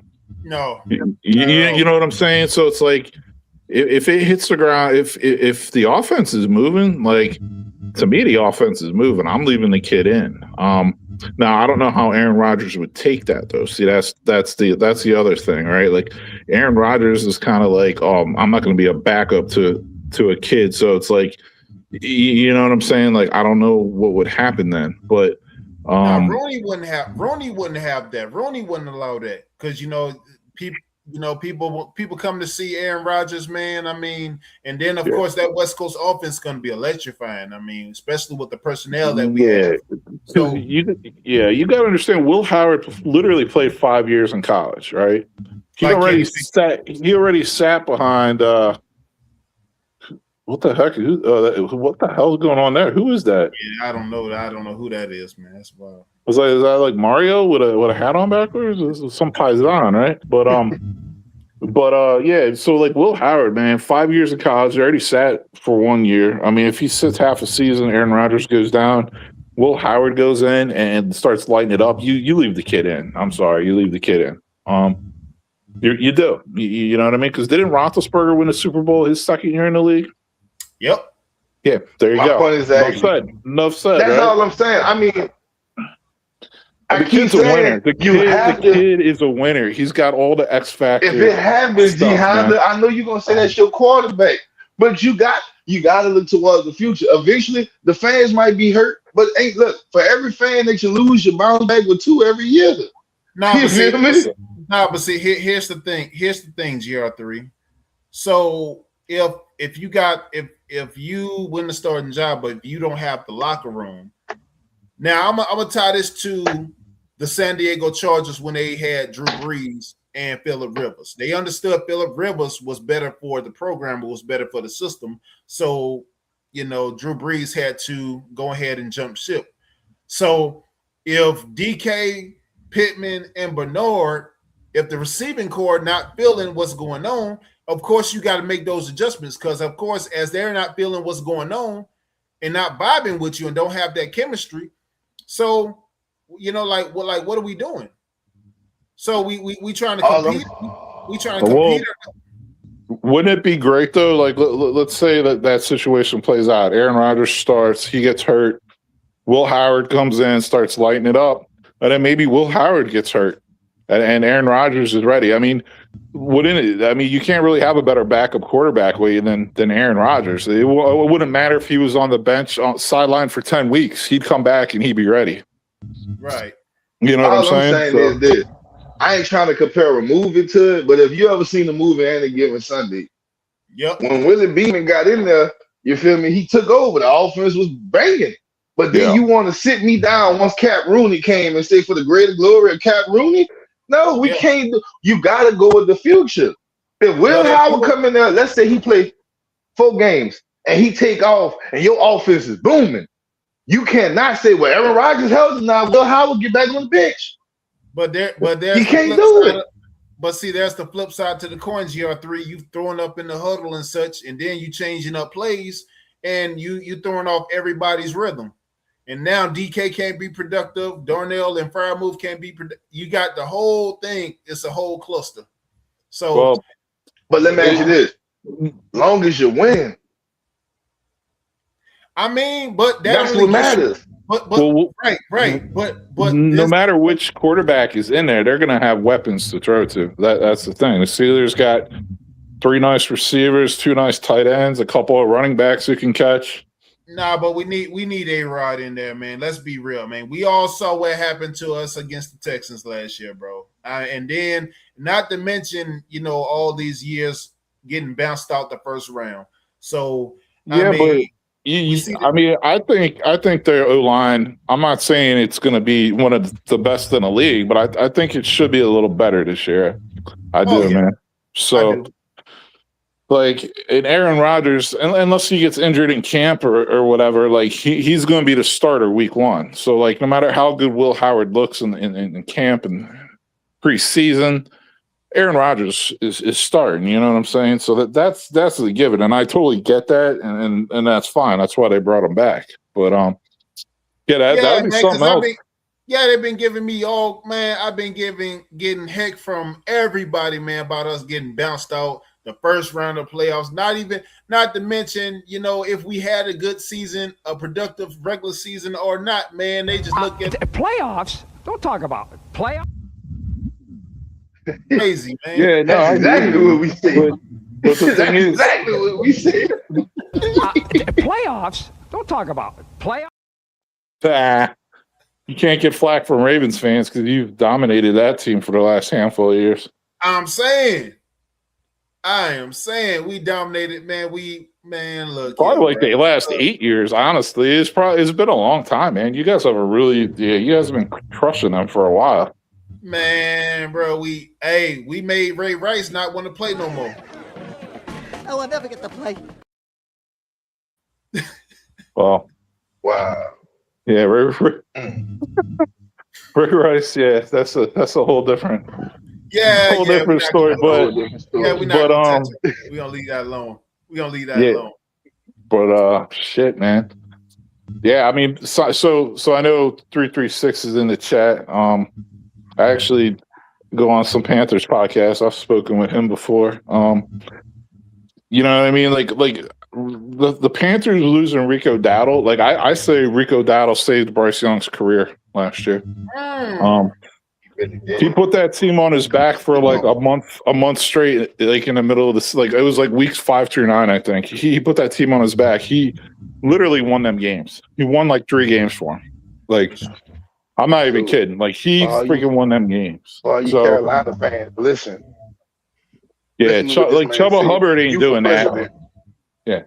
Bryce Young's not doing that. Bryce Young's not putting the team on his back and carrying them anywhere. He needs to have a perfect setup around him. Like, you know what I mean? Chubba Hubbard or Chuba Hubbard, Chubba Bubble Hubbard, he's not doing that. You know what I mean? Rico Dowdle can do that. So now that he has a running back he can actually split carries with, and if Johnson, the kid from Iowa, actually ends up doing anything, Rico, you got to keep Rico, you know, kind of fresh or at least kind of healthy for the end of the season.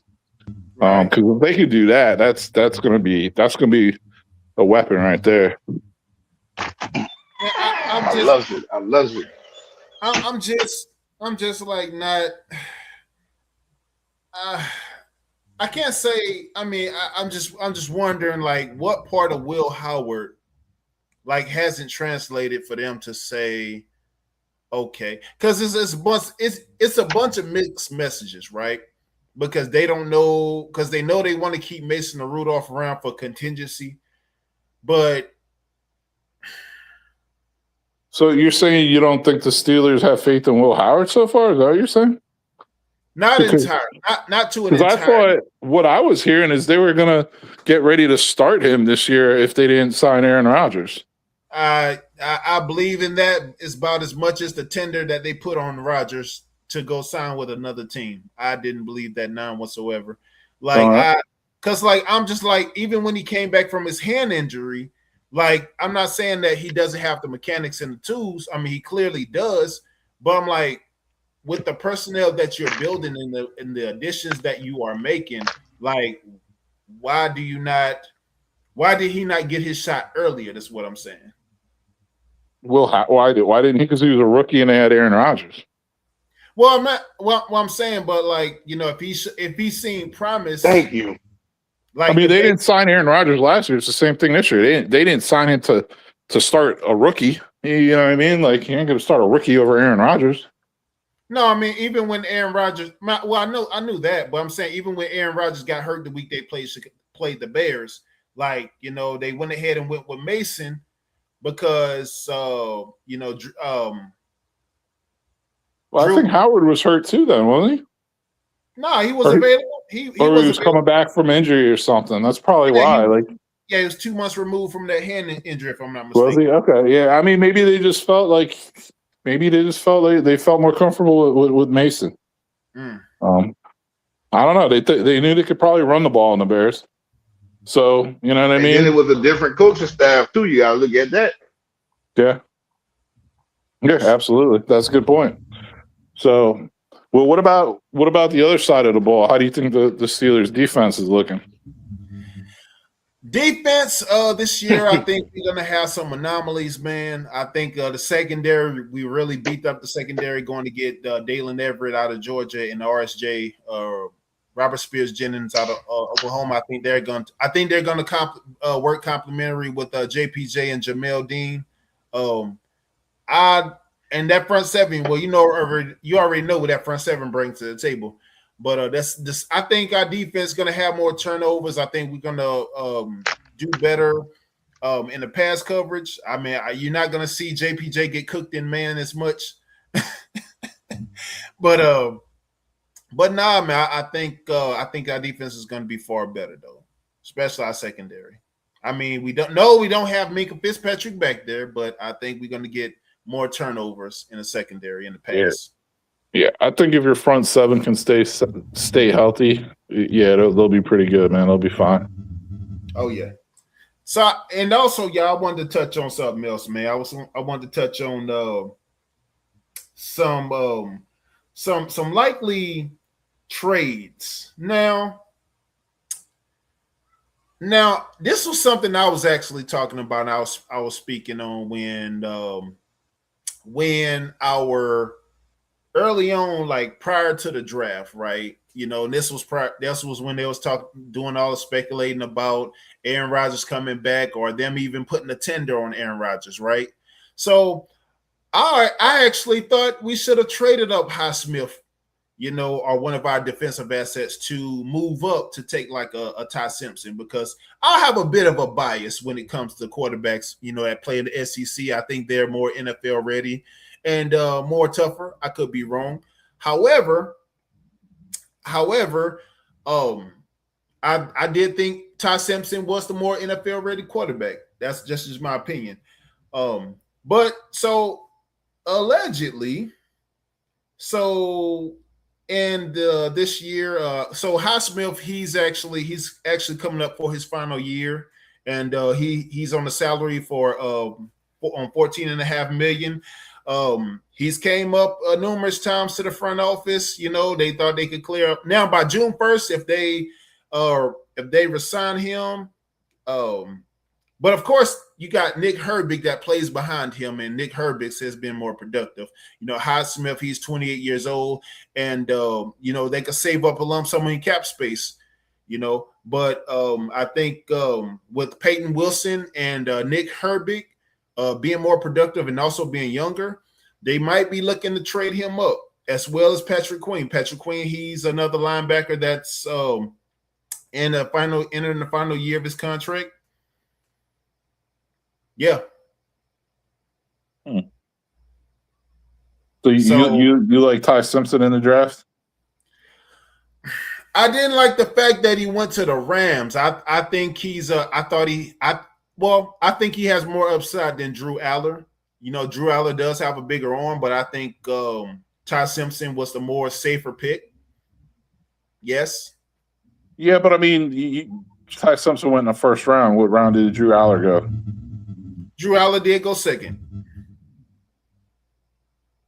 But I'm saying we should have, with our 21st pick, we should have traded up. But why would you do that when you never get Will Howard? Yeah, I like I don't know, man. I definitely like Will Howard's potential in the NFL much better than Ty Simpson. I like Will Howard. I like Will Howard. I'm saying my only thing with Will Howard, I'm like, okay, what about your skills didn't translate that would give the franchise the nod to say, yes, I'm gonna give him a shot. I'm gonna go ahead and go here. Or unless if I knew I had a guy that was solid and a guy that can now develop. And what promise, you know, is he showing them? What assurances? Well, this is what I say. He can't show them promising. Last year he was a rookie. You had Aaron Rodgers. I can't show you promise now because you never really gave me a full chance. You already know Aaron Rodgers was going to be the star. You can show that in practice. His hand got messed up. You agreed to that. Yeah, but I mean, that's what I'm confused. Why do you say that like he didn't show promise or something like that last year? I don't. Are you saying the Steelers didn't think he showed enough promise? Like he's not going to start over Aaron Rodgers. No. Even if he did show promise, you know what I mean? Maybe he didn't, but like even if he was, they're not going to start him over Aaron Rodgers right off the bat, or even what are they going to do midseason? Like bench Rodgers for Will Howard? Nah, they're not doing that. Of course not.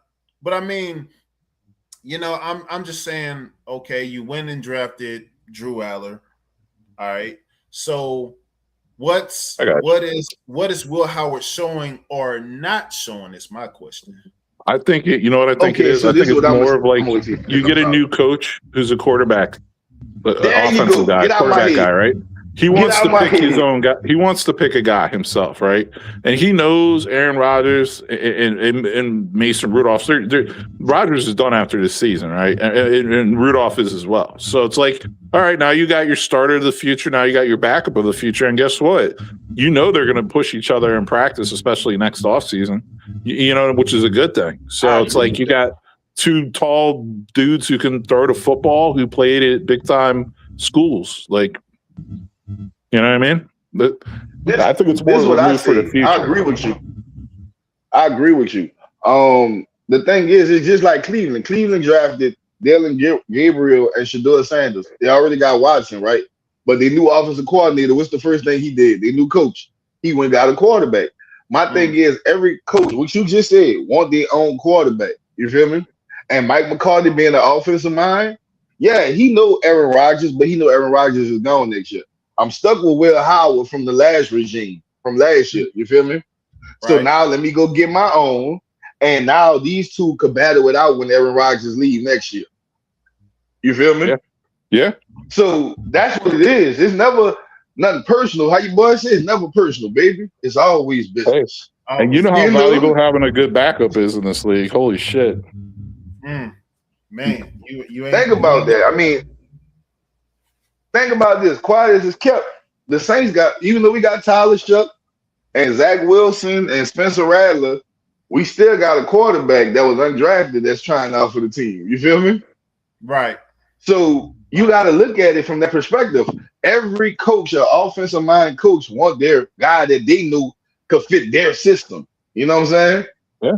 And I'll tell you this right now, too. Like look at the Bears, for example. They actually carry 3 quarterbacks on our roster. So maybe the Steelers carry 3 quarterbacks. You know what I'm saying? Well, to be honest with you, that's the new thing to do, to carry 3 quarterbacks. Yeah. To be real. Absolutely. Definitely. Especially if you get 2 young guys and 1 veteran, that's like the perfect scenario. Oh, yeah, definitely. They sit under Aaron Rodgers and Mike McCarthy and get that additional 2 losers. Yeah. 1,000%. 1,000%. Yeah, I mean, that's a rare opportunity to sit behind Aaron Rodgers and Mike McCarthy first season. Spread that love around, you know? Yeah. Yes, sir. So, man, I want to get into the NFC South. And GR3, man, you can't get mad, man. You can't get mad. But, you know, I got us sweeping y'all, bro. I got us sweeping y'all whole division. We 51-14 all time versus y'all, man. And I don't know what you're laughing for. I mean, I guess it's funny. I guess it's funny on some planet. GR3, who's your team? Oh, I'm a Saints fan, die hard, man. Oh, okay. I'm a Saints fan, bro. Yeah, I got you guys winning that division this year. Oh, see? I concur. You for president, bro. See, you's a smart guy. I like you, man. I think they struck gold with Tyler Shuck, and I think they're putting players around him, and I think Kellen Moore can call a game. Call an offense, man. Oh, yes, sir. Look, I'm gonna tell you this, G Honda. Kellen Moore, his ultimate goal is gonna want to smash Mike McCarthy. Remember that here? Hey, he can want to do that, but guess what? He got to have the personnel to do that. You can't play chess without pieces. You can't play chess without pieces in the board. Well, I'm gonna say this. I can't wait for that game because you know how I get on it get real. But I'm gonna tell you this: when that game come, we shall see. Because remember, the Saints had the number 10. I think the number 10 or 12 defense last year. You feel me? They play teams tough, man. They have Chris Olave, Jordan Tyson now, so they might have 2 number 1 wide receivers. Jawan Johnson's basically a wide receiver playing tight end. I like they signed Noah Fant, and I like that the tight end they drafted, Oscar Delp, man. He was a sleeper pick, man. Ohio State, yes sir. And then they got. I'm saying if Tyler Shupp can get those tandems with those tight ends, man, because I think Kellen Moore gonna drop a lot of schemes for him. But because it's not like he's gonna be airing it out like Marino or John Elway. Absolutely not. I mean, he's just gonna have those tight end tandems. I mean, because basically, I mean, look at all the tight end matchups. I mean, the tight end QB matchup. You had Antonio Gates, Phillip Rivers, Jason Witten and Romo. I mean, list goes on. So, you know, Tyler Shuff definitely need those tandems. I love it, man. But I can't wait because trust me, just as well as I'm gonna be on other podcasts. Oh, when the Steelers lose to the Saints, I will be here. You're gonna smell my cologne. I feel you, man. So yes, sir. So we're gonna get into this NFC South matchup. Commander, man, go ahead and hop in, bro. Go ahead and hop in, man. So AFC North versus the NFC North, but we doing our Steelers versus the NFC South. Excuse me. So the first game, week 1, we got the Falcons. First year coach Kevin Stefanski, former 2-time coach of the year with the Cleveland Browns. Thanks large in part to Myles Garrett. Kevin Stefanski, he does run play action, 12 personnel, 1 running back, 2 tight ends, centering around primarily Bijan Robinson, who Pro Bowl last year, along with Chris Lindstrom. But of course, you know, he also has Drake London and Kyle Pitts back there, who's very dangerous. Now, shout out to their defense, because their defensive coordinator and they drafted Harold Perkins Jr. out of LSU. Shout out to him. And a guy which is very James Harrison-like, very dangerous on the pass rush, but yet undersized. Definitely a guy O-line gonna have to watch out and look out for. He is undersized, ran the 4.38 in the combine, flexible for edge and the slot, can drop back in coverage. However, I got the Steelers beating the Falcons in Pittsburgh, week 1, 34-16. Do you guys concur? Yeah, I think the Steelers. Well, you know, I'm always good for y'all whipping Atlanta. Go ahead. Crazy stuff happens week 1, but yeah, I mean, I think the Steelers take care of business. Absolutely, man. But you know, definitely that 3-4 base ain't nothing to sleep on. Of course, with Jeff Ulrich, and of course their defense is decent, but I think their defense takes a level up with Harold Perkins from LSU, man, because he's a different beast, you know. And of course, I got an SEC bias, yes, but I think they're definitely going to be contenders in Atlanta for sure. But that week 1 against the Steelers do take care of business at home. Yeah, I think the Falcons are closer to a rebuild than they are to competing for the division. For sure. And let's go week 6. We got Tampa Bay. Let me see. Hold on a second, y'all.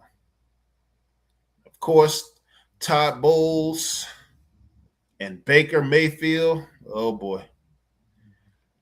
Now, Baker's interesting because, you know, Baker, when he played us, he's familiar with us. You know, he's had some success playing the Steelers. He has a playoff win over us.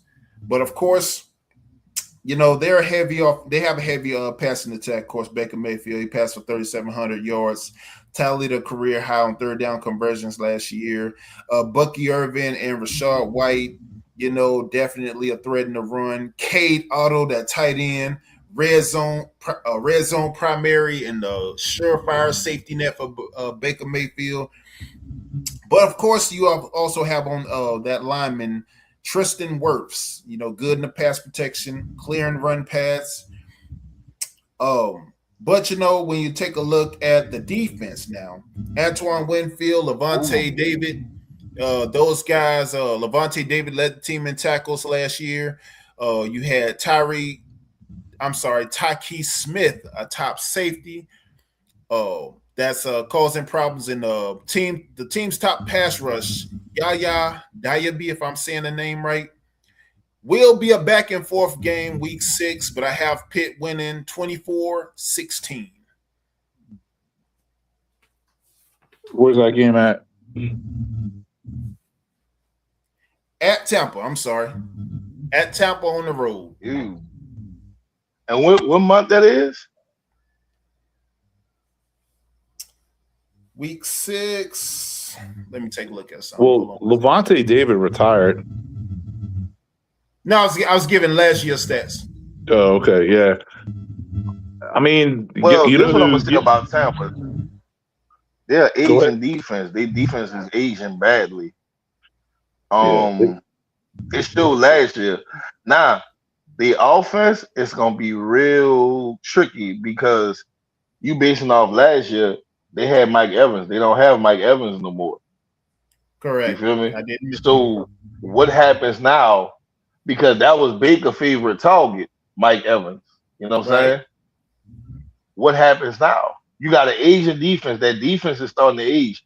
I'm not saying this because I hate Tampa, because I really don't hate Tampa. I just don't like them. But the defense is aging. It showed when the Saints played in the last game with Tyler Shuck, bro. It's not what he used to be. yeah. Tampa's O line and D line and their secondary just ravaged last year with injuries. Now Tampa did sign Kenneth Gainwell at running back, so Yes, they did. Gainwell and Bucky Irvin will be a good tandem at running back. On the defense, they signed Alex Anzalone, former team captain, Detroit Lions. They signed AQM, Al-Qaeda Muhammad from the Detroit Lions, who actually had 11 sacks last year. They drafted Reuben Bain Jr. and Josiah Trotter as well. Miami. Yep. So Vita Vea and Kalijah Cansey, if those guys are healthy, their D line is nasty. So to me, it's like typical Tampa. They're kind of like a first half of the season kind of team, and then they fade out. So you're playing in week 6. That's gonna be a battle. I can't give the Steelers that one. Like, on the road, because Jalen McMillan's a good young wide receiver. Emeka Ibuka's good. Godwin, I mean, when he plays, he's good. You know what I mean? When he's out there, he's good. If he plays. You know what I mean? So, yeah, that Tampa's a weird team, man, because if they can stay healthy, they look like the best team on paper in that division, in my opinion. Right. But it's Tampa, you know what I mean? Like you said, their D-line or O-line, they get hurt. Yeah, so that's kind of a question mark. But they made some moves on defense, man. I think bringing in those 2 guys from the Lions and drafting Bain and Trotter, those guys are both going to start as rookies. They drafted that Keontae Scott from Miami, that cornerback who had all those big plays for the Hurricanes. They drafted him as well. So, man, yeah, you never know. Tampa is a team you want to play second half of the season. That's all I'll say. Yeah, unless TJ gets to Baker early, but we'll see how that goes. Let me see where we at. So on the 25th in France, we got the Saints. Kellen Moore, Tyler Shuff, the McCarthy. I thought they changed that. Huh? I thought they changed that. It ain't gonna be in France. What you mean? I thought. Well, no, I'm sorry. No, I'm tripping. You're right. Because originally it was supposed to be Cleveland. Now it's the Steelers. I'm sorry. You're right. Go ahead. Yeah, Steelers and Saints. So the McCarthy Moore matchup, which is going to be a great one, man. That is definitely going to be a nail biter in France. And I think the time zone going to play a big difference because that one's going to be 9:30 a.m. in France. But you can't sleep on Kellen Moore. Kellen Moore with that run pass offense, out of the shotgun formation, versatility on the run with AK and Alvin Kamara and Travis Etienne. But what worries me, and I got to be real, those tight ends. So I think Kellen Moore gonna draw up a lot of schemes to chew up the inside, kind of like what Matthew Stafford did in the postseason against the Bears on the road against Caleb's defense. But Caleb's defense, I never heard that before. That's a new one. The Bears defense. I'm sorry, the Bears defense, man. But I'm like, I hope Caleb's not playing defense, man. But I look at it this way, Broski. I look at it kind of like, because when you lose by 3, and not to sideline a bit, but when you lose by 3, I just felt like if he could have kept Matthew Stafford off the field for a couple more possessions, Bears win the game. But that's that. But what worries me about Kellen Moore and the Saints is that that of course that tight end tandem, because I don't think our safety is going to let Olave and Jordan Tyson go off. Man, I think they're going to do a decent job of that contain on that end. But of course, AK and ETN, they're going to do a little bit with the run and also with that screen pass play. But of course, then again, you got Carl Granderson and Chase Young. You got to worry about our O-line have to keep from getting to Aaron Rodgers. But I have our O-line coming out pretty productive, and I have us coming out on top 42-27. Steelers beat the Saints 42-27. And I know JR. I need y'all to get in there. I need y'all to get in there. So you don't. So GR3, you do not agree. I don't agree at all. Or what part? And the reason I don't agree is, and I'm gonna put it like this: first of all, y'all offensive line is not gonna be able to stop our defense. Okay, that's gonna be hell for the defensive line. Gonna tell Aaron Rodgers, this ain't no mortuary. This is hell. You feel me? Because if he took 29 last year, I'm telling you, bro, Chase Young is going to kill your offensive lineman, bro. Yeah, if he's healthy. Okay, he'll be healthy. Don't worry. And look, there's another thing. There's another thing, bro. Brandon Staley, that defense, he got it set up. I'm telling you, you can sleep on the Saints defense if you want. You're going to see. I see the game. If y'all win, it's probably going to be by a touchdown or field goal. But I'm going to say if. That's an if. But if what I know going to happen, the Saints going to probably beat y'all by 2 touchdowns. Nah, bro. Damn, you said 2 touchdowns in France. Nah, bro. First of all, that's a home game for us. People don't understand that's a homecoming game for New Orleans is a French city. That's why they made us play that game. Okay. That's gonna be a home game for us, and the people already over there rooting for the Saints, bro. What that mean? So get ready. What that mean? I'm just saying, get ready. That's nothing to do with nothing. Exactly, Tyrone. Tell them they don't stand a chance. They don't stand. All right, Tyrone. Look, we gonna keep Tyrone. I want you on here, but we gonna keep Shuck on his heels. We gonna have Shuck moonwalking. With our offensive line, man, without pass rush, what are you talking about? Yeah, I mean that. What's it called? The Fleur de Lis or whatever, the symbol for the Saints. I mean, Fleur de Lis. Yeah, that was the symbol for France for a while. Like that was like their country's symbol. So they're definitely gonna have fans. Like they probably will win the. It'll probably be more like a home game for the, for the Saints. I'm trying to tell them. No, that means zero. Because he said we might hurt Tyler. GR3, we might. You're a global brand. When you're a global, y'all not global. We are. In France, we more global than y'all. If it were anywhere else, yes, but it's in France, and that's their national symbol from for 1,000 years or whatever. Not gonna happen. Of course, but they ain't talking about the Saints. They talking about Tour de France and the soccer team, bro. They ain't talking about y'all. Well, they ain't coming to see you, Otis. Well, look, he trying to take my words. Look how he. So look, what I'm gonna tell you is this, dude. But I know somebody that's probably a Saints fan. Gatorade. H2O. Gatorade. So look, I got a question because Tyrone, what's up, bro? I know you personally because I know how many you get.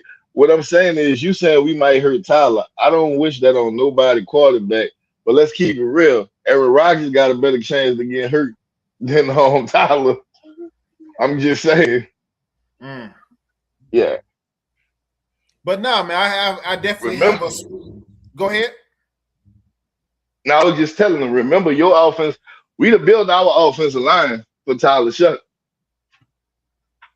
Absolutely. No, they definitely gonna come to play, man. I just think that McCarthy, our West Coast offense outmatches anybody. Like our West Coast offense and that personnel, it will be too much for almost anybody. I mean, if you can't get to Roger, then hey man, y'all cook food. How Shaq said barbecue chicken. That's all I see. Like I said, I see them getting to him, and I see them giving him hell. Nah, bro. Yeah, man. I know. I hope Cam Jordan come back. You feel me? Because if Cam come back, then y'all really in trouble. Uh-oh. So Cam can still play, man. That's the crazy thing, man. He's still legit starter, man. Oh yeah, Cam. Yeah. Oh yeah. You can't move that, man. Like that guy is fucking no joke. Absolutely, man. So lastly, we have the defending NFC divisional champs, the Carolina Panthers. Which is a flex game for week 16, just like our final game against Baltimore, flex game. Now, this one's going to be interesting. Where's that game at? We have this one. This one is a flex game in Pittsburgh. In Pittsburgh, week 16 flex, most likely maybe a primetime game, maybe an evening game, who knows? So, but of course, we both share the West Coast offense, but of course, with their passing attack of Jalen Coker and McMillan, as well as John Michie, they will have those quick throws and those heavy run foundation, of course, with Chuba Herb. But Rico Dowdle will be looking for revenge for getting sent to Pittsburgh. So Rico Dowdle will come with an edge, and I have Rico Dowdle being productive that game. That he definitely wants to be more productive than Chuba Herb. God dang it, Chuba Herbert. But this dangerous receiving group is definitely going to, take the lid off a lot of things. Our safety definitely going to have to come to play. I have Nick Herberg and Jack Sawyer having a great game, keeping Bryce in place, keeping Bryce on his back is what we need. And also, not letting him be not letting him be an immobile threat. But McMillan and Coker, they will put up decent numbers. They will have decent reception yards, but secondary will, cause takeaways at the latter half of the game. And I have Pittsburgh beating the Panthers 35-16. Yeah, I live in Charlotte, North Carolina. I'm dialed in with the Panthers. I go on their show, like I go on podcasts and talk and stuff. I know all about the Panthers, believe me. And I'm gonna tell you this: week 16 in Pittsburgh. One of my nicknames for little Brycey is we called him Earth, Wind, and Fire. I called him like Wind, Rain, and Snow because he can't play in the elements, man. Yeah, he can't play in the elements, man. Like his arm is made of styrofoam. First of all, he's slightly mobile. He's slightly mobile. Yeah, he's terrible. And playing out in the cold at the end of the season in Pittsburgh, he's not built for that. He's gonna crumble like the little child he is. And yeah, Pittsburgh should stomp a mud hole in them. And Rico Dowdle probably will have like a 200-yard game. But that is if the pass rush can't get to him. I mean, because I'm sorry, I left out Xavier Leggett. They have Xavier Leggett. Yeah, they got Xavier Leggett. They got Jimmy Horn Jr. They got Coker. They got Tet. They got the rookie Brazo from Tennessee. Horn. Yeah, J.C. Horn was the only one that Pro Bowl last year too. Yeah, J.C. Horn cannot cover Olave to save his life. By the way. The Saints tore the Panthers up twice last year, and Olave made J.C. Horn look stupid. But anyway, going back to the Steelers, week 16 in Pittsburgh, I just don't see the Panthers winning that game. Yeah, I see them. I think they'll have a good game. I think, first half, I could see them competing first half, but then second half, Steelers comes two, and they just pull away because they just realize that they just not on Steelers level. But I see them competing week one because that receiving core, and then of course if they can't get to Bryce, which I think that they most likely will, but if they can't. Yeah. On paper, the Panthers should have a really good defense. But they don't have they're not built for the cold. They're used to playing in nice weather down here. They don't have I don't think their running game is going to be nearly what it was last year because they don't have Dowdle anymore. So if you have a quarterback who can't play in the weather, you have a quarterback who can't play in cold or wind or rain or snow, and you don't have a running game. Broski, let me ask you this. That's funny you said that. Hold on. I got one thing to say. I wanted to let y'all know, man, I enjoyed y'all. It was nice meeting you. Let me get off here and I'm going to be back soon. Honda, I'm going to come back and bless your page, my boy. You already know. But when I catch you, it's on and popping on the other ones. And just know that we still beefing. But at the same time, I enjoyed your platform, all your fans. I enjoyed the love with y'all. It was nice meeting you. What's your name? I can't really see it. Broski I know it's Bear. Broski Bear. I'm the nice Broski with the Moski. I got you, bro. It was nice meeting you, man. Hey, you too, man. Appreciate you coming, bro. All right. Come back. Yes, sir. So I love the fact you said that, man. Quarterback QBs playing in inclement weather. Mm-hmm.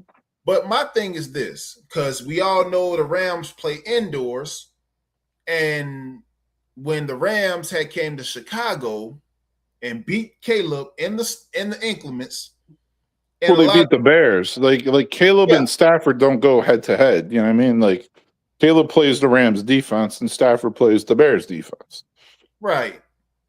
And my thing was, I'm like, Caleb, bro, if you control time possession, you got it. I'm like, it's not, of course, not easy money, but it's inclement on both sides. It's inclement for him and for you. But, they tight ends, Tyler Higbee and Parkinson's, if I'm saying his name right, was just chewing them up little by little. So I was telling people, I was like, bro, Matthew Stafford is not going to do a whole lot, And of course, as you can see, it was end up being a 3-point game. Go figure, right? Well, it was an overtime game too. Yeah. So, but long story short, I'm like, controlling time of possession and being what Cam Newton calls it, a game manager.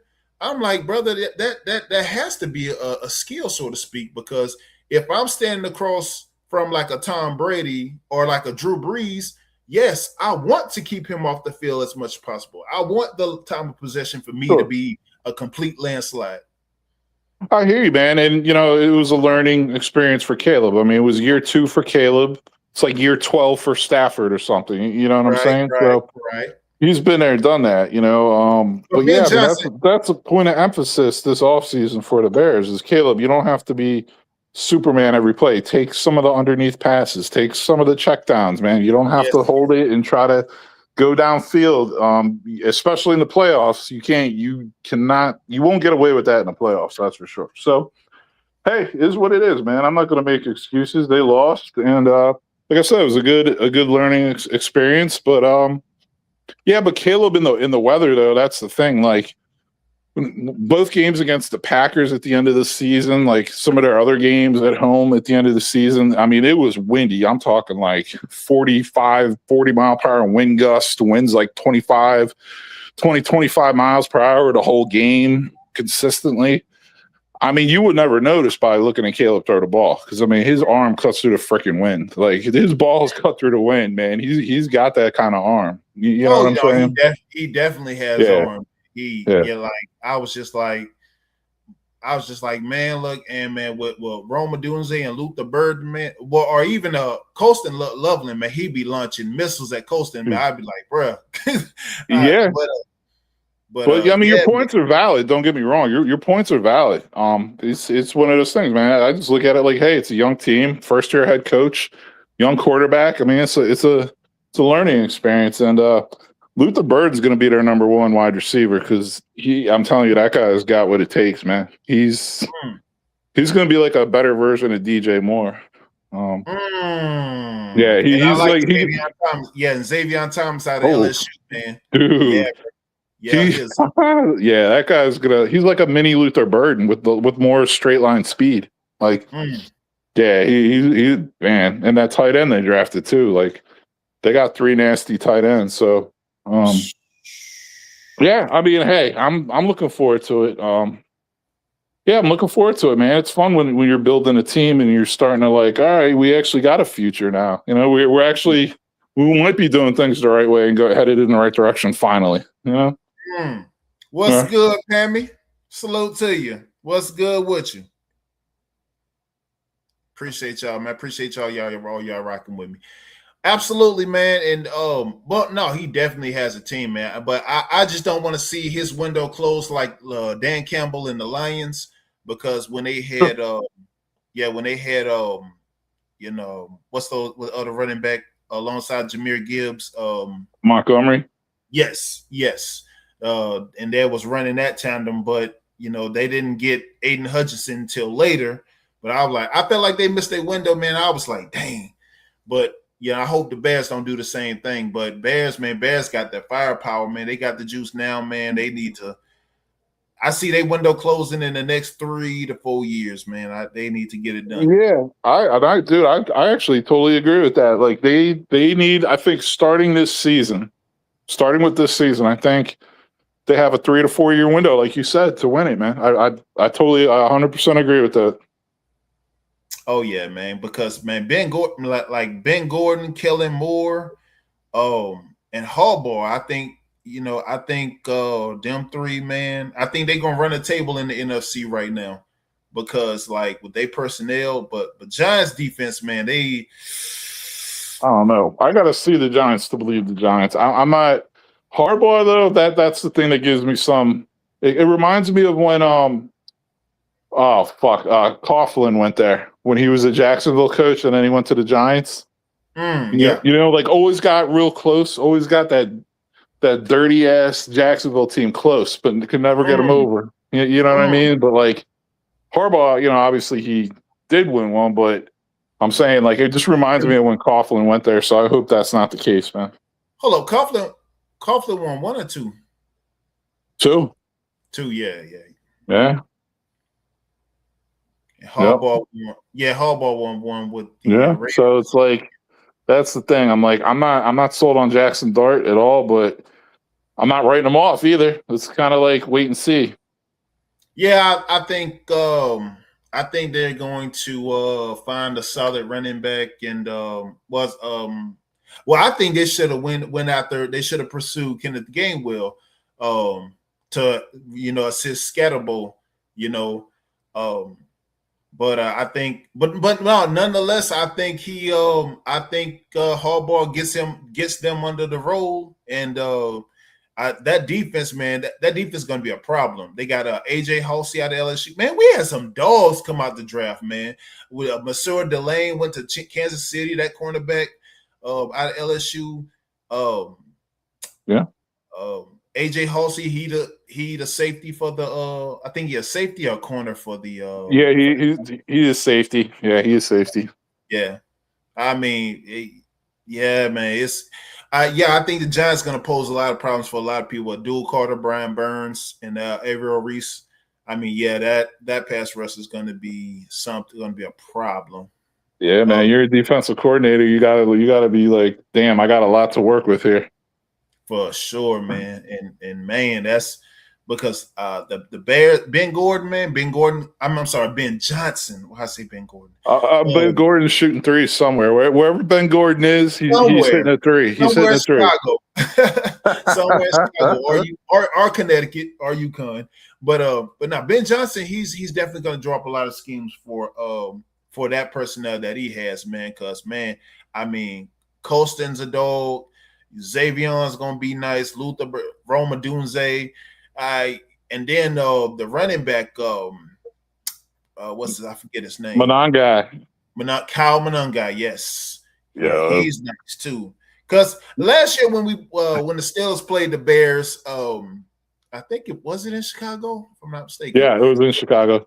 Yeah. And we lost by 3, and Mason Rudolph was the QB. And I actually had people telling me, Bears fans telling me, "Oh, we had our starters out. We had 4 starters out." I'm like, did you have 4 starters out, or did Ben Johnson figure, I'm a smarter coach than Mason Rudolph is a quarterback. Let me rest my starters for this non-divisional, and I'm just going to save my starters for divisional play. I think it was more of the latter rather than y'all actually having 4 starters out, because I'm like, look, listen, if you are worried about Mason Rudolph, you don't need to be in no form of coaching division.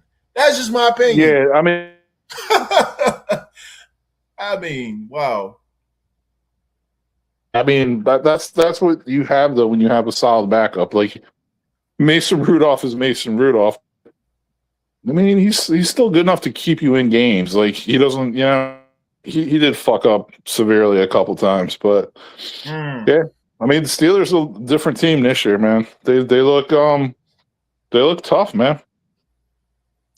Yeah, man.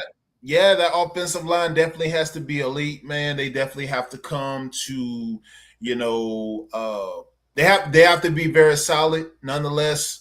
But yeah, I see that West Coast offense. I see McCarthy, having that personnel on another level, and yeah, I think we're going to turn some heads, but the scoring is definitely going to go up. I don't think the scoring is going to be a problem for any.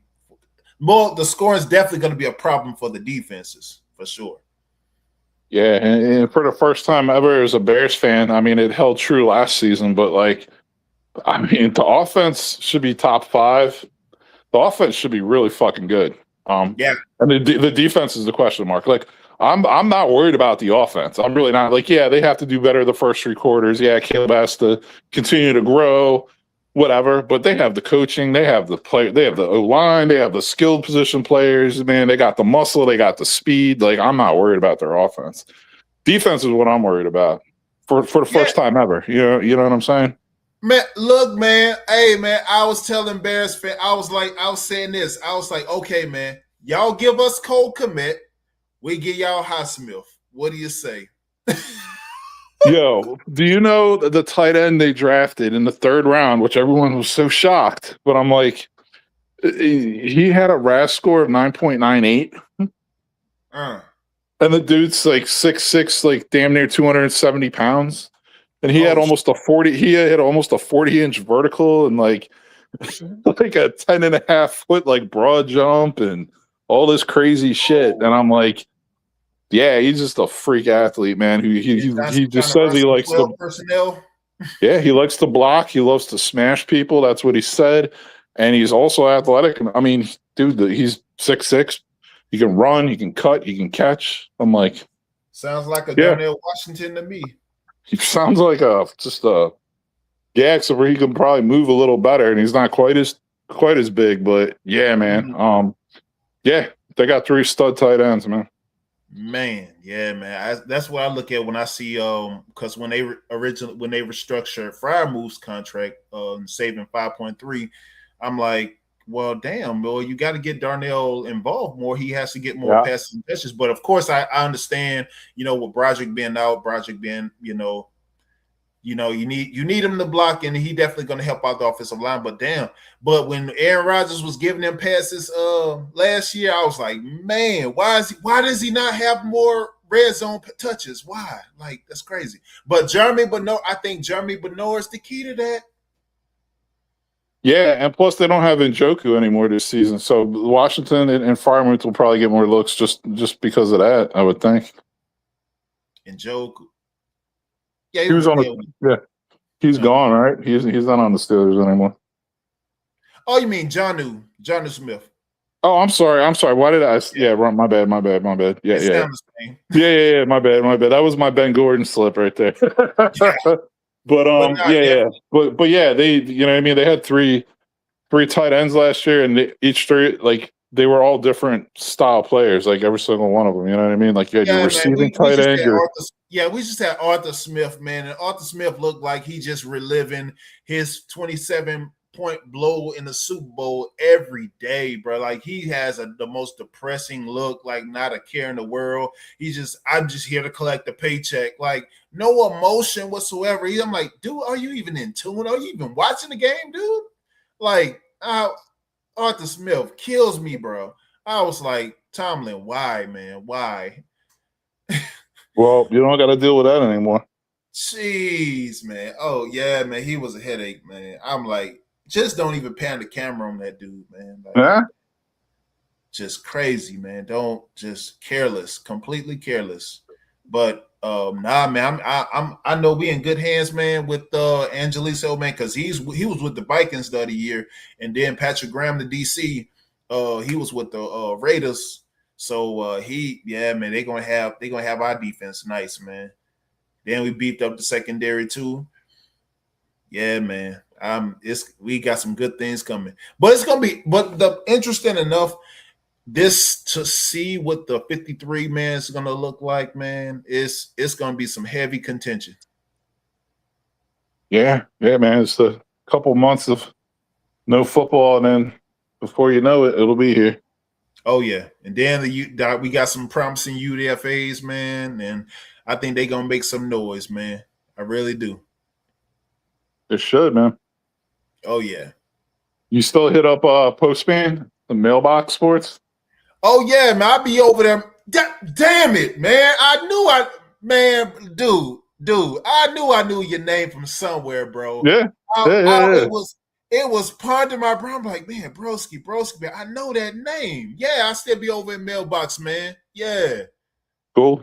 Yeah, I haven't been over there in a little bit, but I haven't been on as much in general lately. Yeah, but he goes live every Sundays now, man, and yeah, man, I still be hitting up the channel, man. You know, he be dropping fire content, man. Yeah, he's seen me on some other like Vikings channels and stuff when I'm on. Yeah, I'm everywhere, man. You can find me on Packers, Vikings, Lions, Panthers channels, man. I'm fucking yeah. Well, man, shoot, definitely fall back in, man, bro. I appreciate you coming up, man. Appreciate you having your insight and your feedback, man. And because, yeah, man, I'm excited for them Bears too, man. I like brother. I love the mind of Ben Johnson, man, bro, because it's not just a job for him. Some coaches, man, you see where it's just a position, it's just a job for them. Nah, dude, these dudes take care of business and take care of business in a prolific way. Guys like Ben Johnson, Kellen Moore, like real coaches, man. Yeah. I can already tell you, like, sometimes you're a good offensive coordinator and you're not a good head coach when you get your chance, but he's built to be a head coach, man. The way he is, like he's head coach. So, but yeah, man, I'm gonna get going. But Jihan, good chopping it up with you, man. We'll chat again soon. Likewise, man. Come back, bro. I appreciate you, man. Salute to you. All right. All right, man. Take it easy. Yes, sir.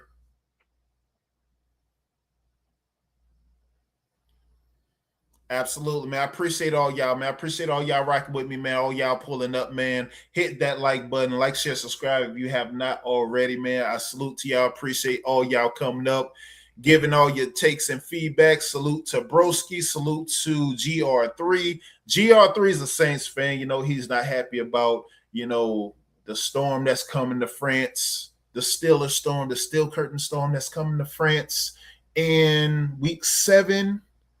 But GR3 is 2 things you could do about it, and that's absolutely nothing, and love it. Because, you know, hey, it's coming. I need to feel you, Jerry. Show me the money.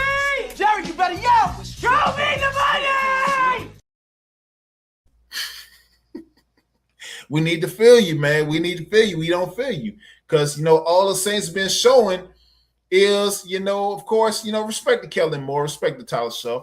But, you know, all they've been showing is practice. That's it. Practice. Right. Not the game. Not the game you go out and give your all for, but practice. But, you know, practice make perfect. That's what they say. But now, salute to him, man. But salute to all y'all that definitely came out, man. Appreciate all y'all, man. Definitely like, share, subscribe, support the channel, man. Appreciate it, man. Everything goes into, you know, making better content, making better shows, you know, getting better feedback for you guys, man. I appreciate all y'all, man. Appreciate all y'all pulling up. Appreciate your time. Hopefully everybody's having a good week, a good Friday, and hopefully you do have a good weekend, man. Salute to y'all. I appreciate every last one of y'all, man. Hopefully y'all have a good weekend, a good day. Hit that like button on the way out. Also, man, hit that community tab as well to see the next time I'm gonna go live. I'm gonna see about doing a pop-up tomorrow. I know I ain't been but check out the community tab. If you subscribe to the channel, check out the community tab. I'm gonna have it posted. But man, I appreciate y'all. Salute to y'all. Appreciate all y'all being here, chopping it up with me. GR3, Broski, salute to y'all, brothers, man. Appreciate all y'all. I'm about to go ahead and get up out of here. Appreciate everybody pulling through. Everybody, all y'all being here. Salute to y'all. Y'all have a good night. Salute to y'all.